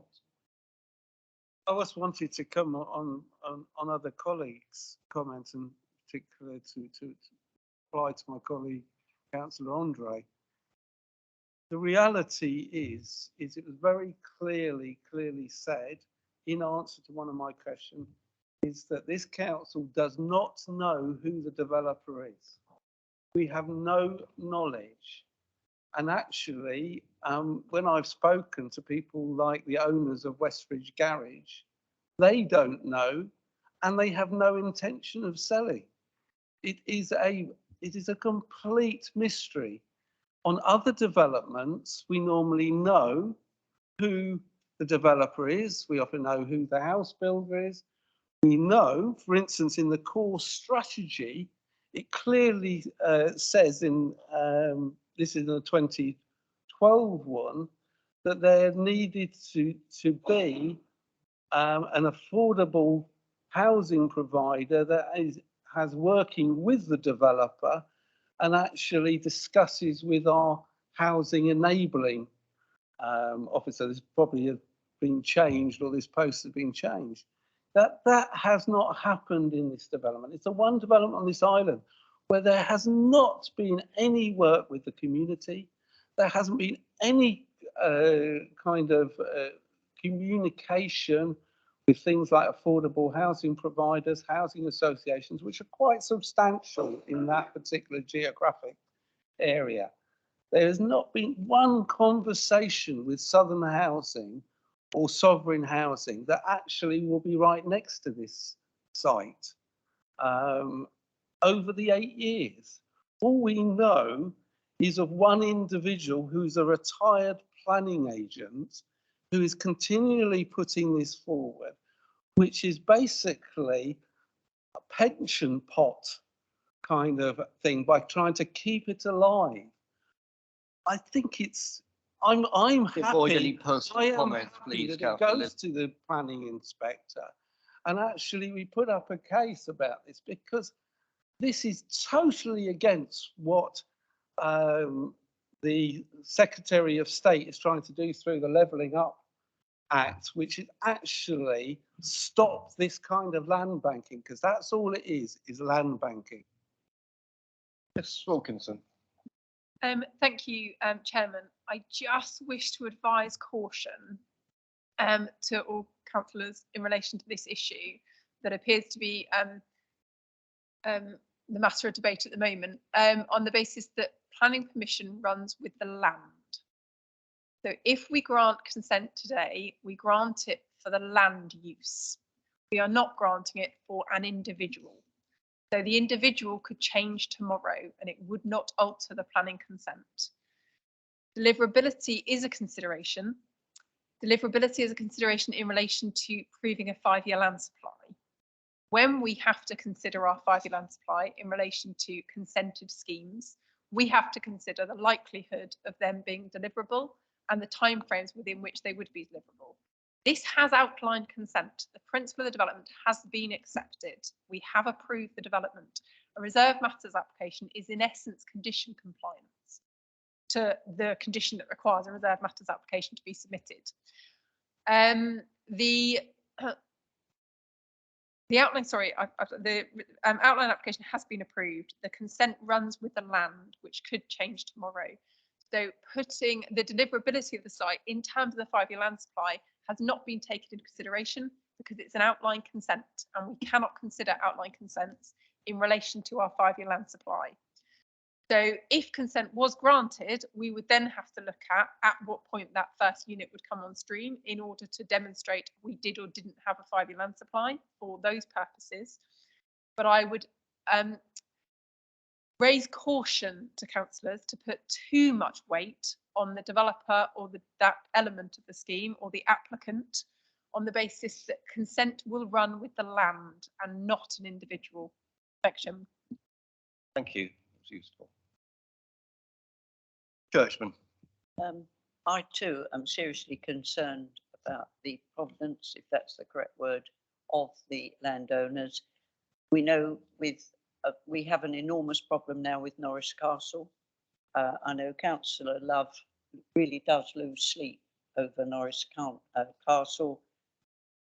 Company's House, ghost companies, this sort of thing, and I'm frightened as well. I understand what Sarah is saying, that tomorrow somebody, Barrett's for example, could come along and buy the whole development and redevelop it. However, my objection to this is I just don't think the layout is right.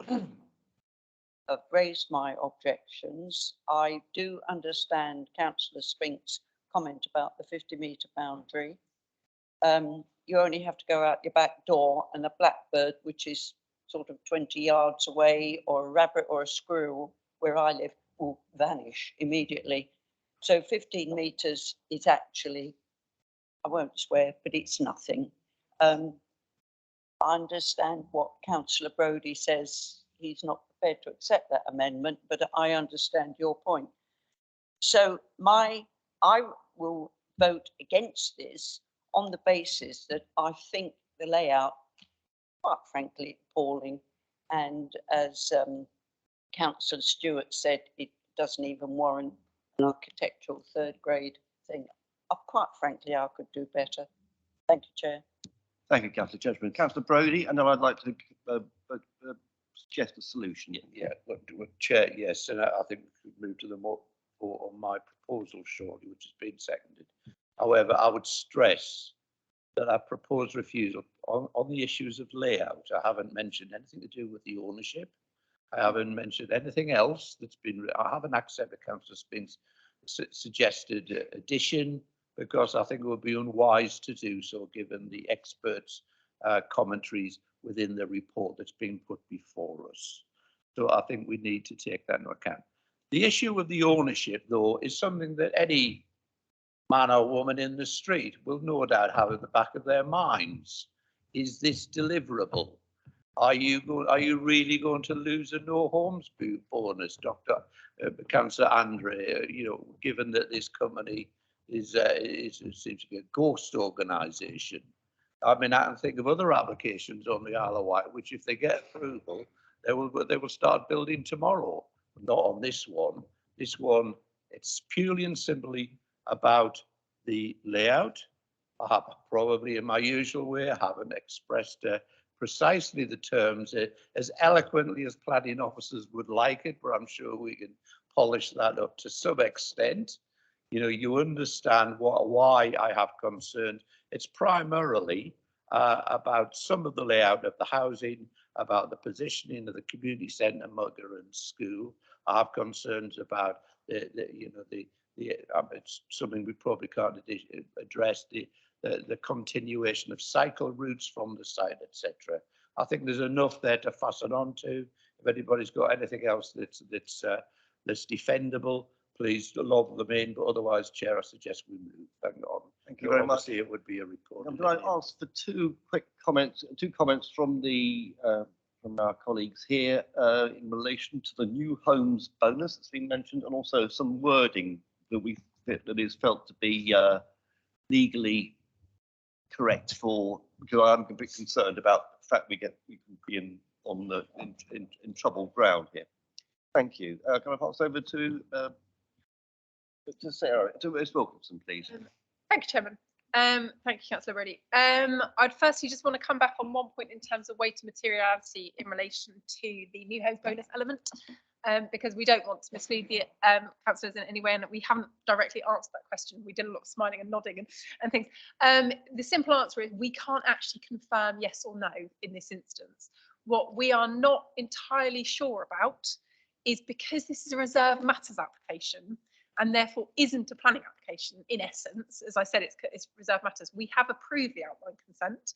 We're refusing the reserve matters. We are not clear, and we can't find the answer, whether you would lose the new homes bonus if you refuse a reserve matters. So we are not clear on that. So we want to make sure that that's out there. We can't confirm we would or we wouldn't. So we want to make that clear. In terms of a reason for refusal, Councillor Brody, I hopefully have taken all the points you've raised. The one thing I've just noted down is your reference to some of the layout of the houses, and I may have missed that in the wording. So you may need to help me in terms of incorporate that where you would want. But if I read out what I've put, if that's okay, and then we can see whether that is anywhere near. This is what I've interpreted from what you've said. So the layout of the proposed development would fail to provide an inclusive design due to the location of the community centre, school land and mugger being divorced from the existing settlement, and connectivity of cycle routes, which would fail to provide an accessible built environment with a sense of place or strong, vibrant community, contrary to policies DM2, Design Quality for New Development, of the Island Plan Core Strategy, and the principles of the NPPF.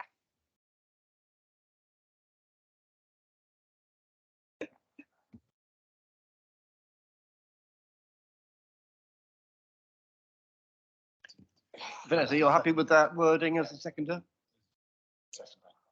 Thank you. Just we go to the vote. As usual, I do not participate in the votes, but I shall leave it to the 7 of you to respond to the name vote. Sorry, you need a named vote.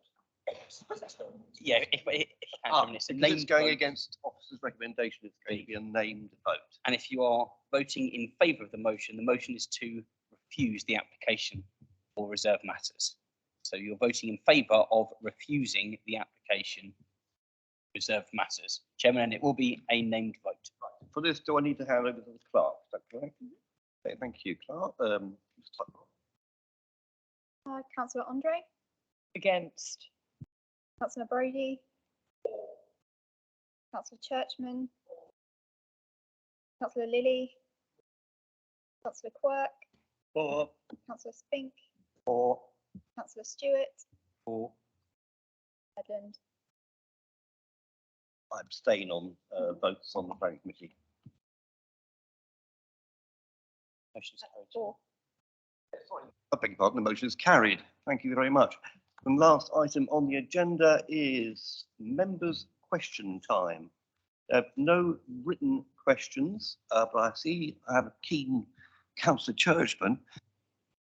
Yes, I see at the next planning committee that Tapnell's Farm have asked for holiday accommodation. Could the planning officers explain to me why it seems quite easy to build out on our existing holiday parks, and yet we struggle to build affordable housing? And please don't say to me, because holiday parks, they're movable sites. Caravans were movable, and I do understand that because it was not a static home, it could obviously be moved. But what is being currently built in our holiday parks are bungalows on big concrete bases. So can you see where I'm all coming from? And this relates very much to my objection to second homes. Because what I'm saying is we're building all these extra places on holiday parks. How come it is so easy when they are in fact static buildings? Thank you, Chair. Okay, I'm not sure who's going to answer that one. But you can, Ms. Wilkinson?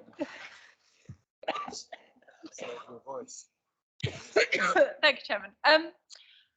I'm not sure I can answer it. It may be one that officers will need to ponder and come back to you in writing on, Councillor Churchman. More just simply because I'm not entirely sure the nature of the question. What I would suggest is that there are different policies associated with the delivery of tourism accommodation and the delivery of housing. and there is a different cost associated with such uses. So the policy encourages tourism accommodation to be constructed because it assists with the island economy, and not only by bringing visitors to the island and having them a place to stay, but also for the employment associated with people who are working to maintain those holiday units. As to why people choose to submit applications for holiday units opposed to affordable housing, I couldn't comment. That is up to the individual who has submitted the application. The only comment I would make is that they are different in terms of their economic viability, because you will have a holiday unit that you can lease out for visitors to use, and there is a value associated with that. You don't have that same value associated with an affordable house, which is very different, but it is for the individual to apply for whatever they deem they wish to apply for. And there is a consideration as to the suitability of affordable housing in very isolated locations where tourism units may be more appropriate, because you wouldn't expect that person to need accessibility to such things as schools. But I don't know if that answers the question, and it may be a discussion for another time, Councillor Churchman. But if I may not have interpreted the question correctly, so it may be that we need a bit more clarity in terms of what the question is you're seeking an answer to. Thank you, Chairman. I think, Chair, that I'm just saying people can build cabins on concrete bases, on holiday parks, on the edge or on greenfield sites with very little opposition. And yet, as I said, we struggle to actually build houses for our own islanders. I think that's what I'm doing. I think I'm more wish to draw it to people's attention more than anything. But I understand Councillor Spink has something. Thank you, Chair. Well, thank you, Councillor Churchman. It's an interesting point. And I think we do have to come back to it. It's probably too much for us to answer in immediately. I think we could look at this in terms of a workshop or a future question time in members' questions in a future planning meeting. But I think with a little bit more notice, the officers should be able to give us a clear answer, because it's a very good question. I have next, please. Just a very quick question, if I may, and that really follows on from Councillor Churchman's question. The next planning committee meeting has Westridge Farm on it, and also the 34 pods at Tapnell. Is that really, does committee feel, really realistic scheduling, given the controversy and detail of the Westridge application, together with the fact that 35 pods close to the AONB on Tapnell, past applications have shown that that is also controversial. Is it really sensible to list two significant matters like that in the next hearing for planning committee? It would seem to me, frankly, that we'll all be so exhausted after Westacre or Westridge that there'll be little time or energy to then consider 35 eco-pods at Tapnell. Thank you very much, Councillor Spink. We did discuss this, funny enough, myself and the strategic manager this morning, and I did make the same point as you're making. And but his point was equally valid, that we have an extremely busy sequence of build-up of applications coming through, and it's quite normal in the time of councillor work, or say 5 applications to be dealt with on one evening. So it's a habit we've got into of very, very slow deliberations, but in fact it's theoretically possible. It really depends on how we analyse the subject, but I do sympathise with what you just said.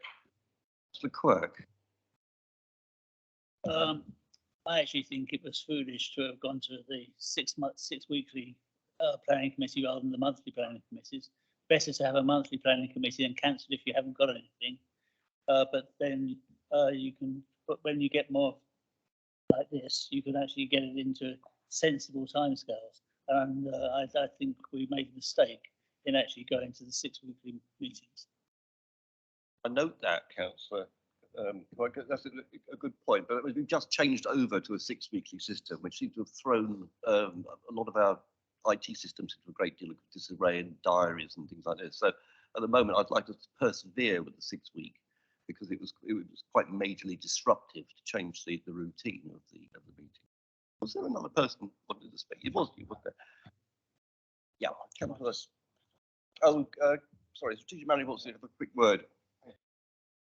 Thank you, Chair. Just to add to that point of discussion, I'd just ask members to reflect on the amount of time and effort that is required by the officer team to bring what are often big, significant items to planning committee, and to have meetings scheduled at 4 weeks, we found incredibly difficult to actually deliver and bring items to you in a standard that you would expect. So purely from an operational point of view, I would simply highlight the real difficulties based on the current level of resource we have to bring items that regularly. Thank you, Chair. Thank you, Mr. Bolter. I've got a number of hands up.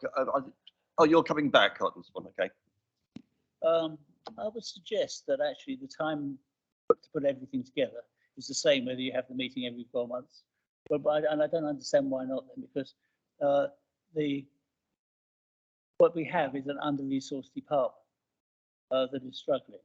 That's a different issue to the frequency and the work involved in putting together the applications. What we need is increased capacity in our planning department so that they can actually get the job done, that we can have monthly meetings. That's the actual solution. And I'm getting some nods from officers. That's an excellent idea, Councillor Quirk, but unfortunately we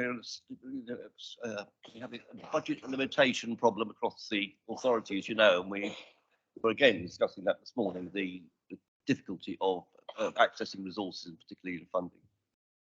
I have opinions as to why you're losing officers, but that's not for now. Right, Councillor Cox. Because I don't wish to embarrass myself or officers in the future, if I don't have any questions at all, am I expected now to write to all committee members and officers? Chairman, can I join? Mr. Guard.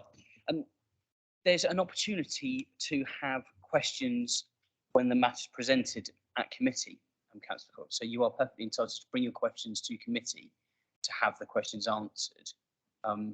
And I'm, with some confidence, would say that our colleagues are able to answer the vast majority of questions that are laid before. So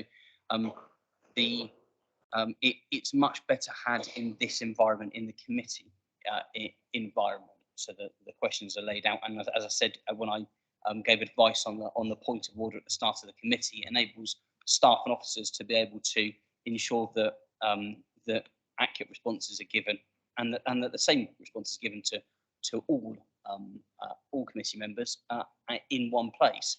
I'd pass to my colleagues in terms of general questions, because of course members of the planning committee are perfectly entitled to ask general questions of planning services as well. So I'll pass it to my colleagues on that point. Thank you, Chairman. Apologies, I have just put cough sweet in, so my apologies that I started talking with the sweet in my mouth. In answer that, I think from officer perspective, we appreciate heads up, for want of a better term, of any questions you will be asking on the night, whether you want to raise those questions at the site visit, and then we can prepare an answer for you. Because although I'm very grateful for Mr. Guard's faith in us to be able to answer the questions on the hoof on the night, as it were, sometimes it is helpful for us in case there is something we need to look into to get you the answer to that question. If either on the site visits or in advance, you can say, I've got concern, I just want clarity on this. We will then ensure we have that answer for you on the night, and then you can ask the question on the night and we'll be able to provide you with an answer to that. If it's a question in terms of, can you just clarify what SPA means, for example, it's my understanding that that doesn't need to be asked to all members on the night, because that's your personal understanding and something, and it isn't relevant to all other members to know that. And so I think I'm right in saying that it depends on the nature of the question. And I would suggest that if it's a point of clarification for your own understanding, officers are always there to answer those questions for you and would be happy to do so. And we're also happy to advise that we can say, this is the answer.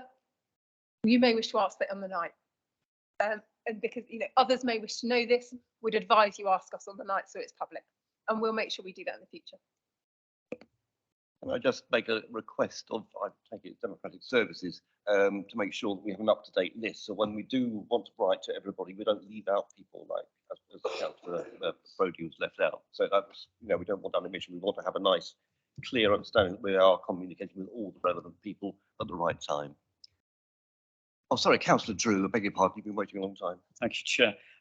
Just to lend support actually to what Councillor Spink said, I do think there is a potential issue for prejudice in a situation where we do have to break, as we have had done here. I think the history of the committee is such that clearly, you know, and rightly so, a lot of deliberation is given to these weighty issues. It's the engagement, I think, not only of problems which are peculiar to the island, but also the issues we face with regards to the MPPF, the fact of having a DIPS, all of those things, I think, conspire together to make discussion a lot more complicated than it would otherwise be. I think given that's, you know, the case, and I take your point, Chair, regarding what we should be doing. I think it's really a question of what we literally practically are able to do, and experience has just suggested that that's not possible. So I think potentially it's, you know, a question of having a discussion offline, maybe with Councillor Fuller and others, looking at resource, looking at ways we can structure this. But I am very concerned about the agenda for the next committee, and I think we do need to revisit that. Thank you. Well, I certainly will discuss that with colleagues, with yourselves and others to get a feel of that one, because it's we've been having that very conversation this morning, so it's not a simple one, and I think we need a lot of views, for example, for the cabinet member and people like that in that discussion. Are there any more questions? Sorry, members' questions. In that case, I'm going to close the meeting, but I do remind you we'll be back here in less than 2 weeks' time, on the 25th of April, for that particular meeting. So thank you for all your participation today. Much appreciated.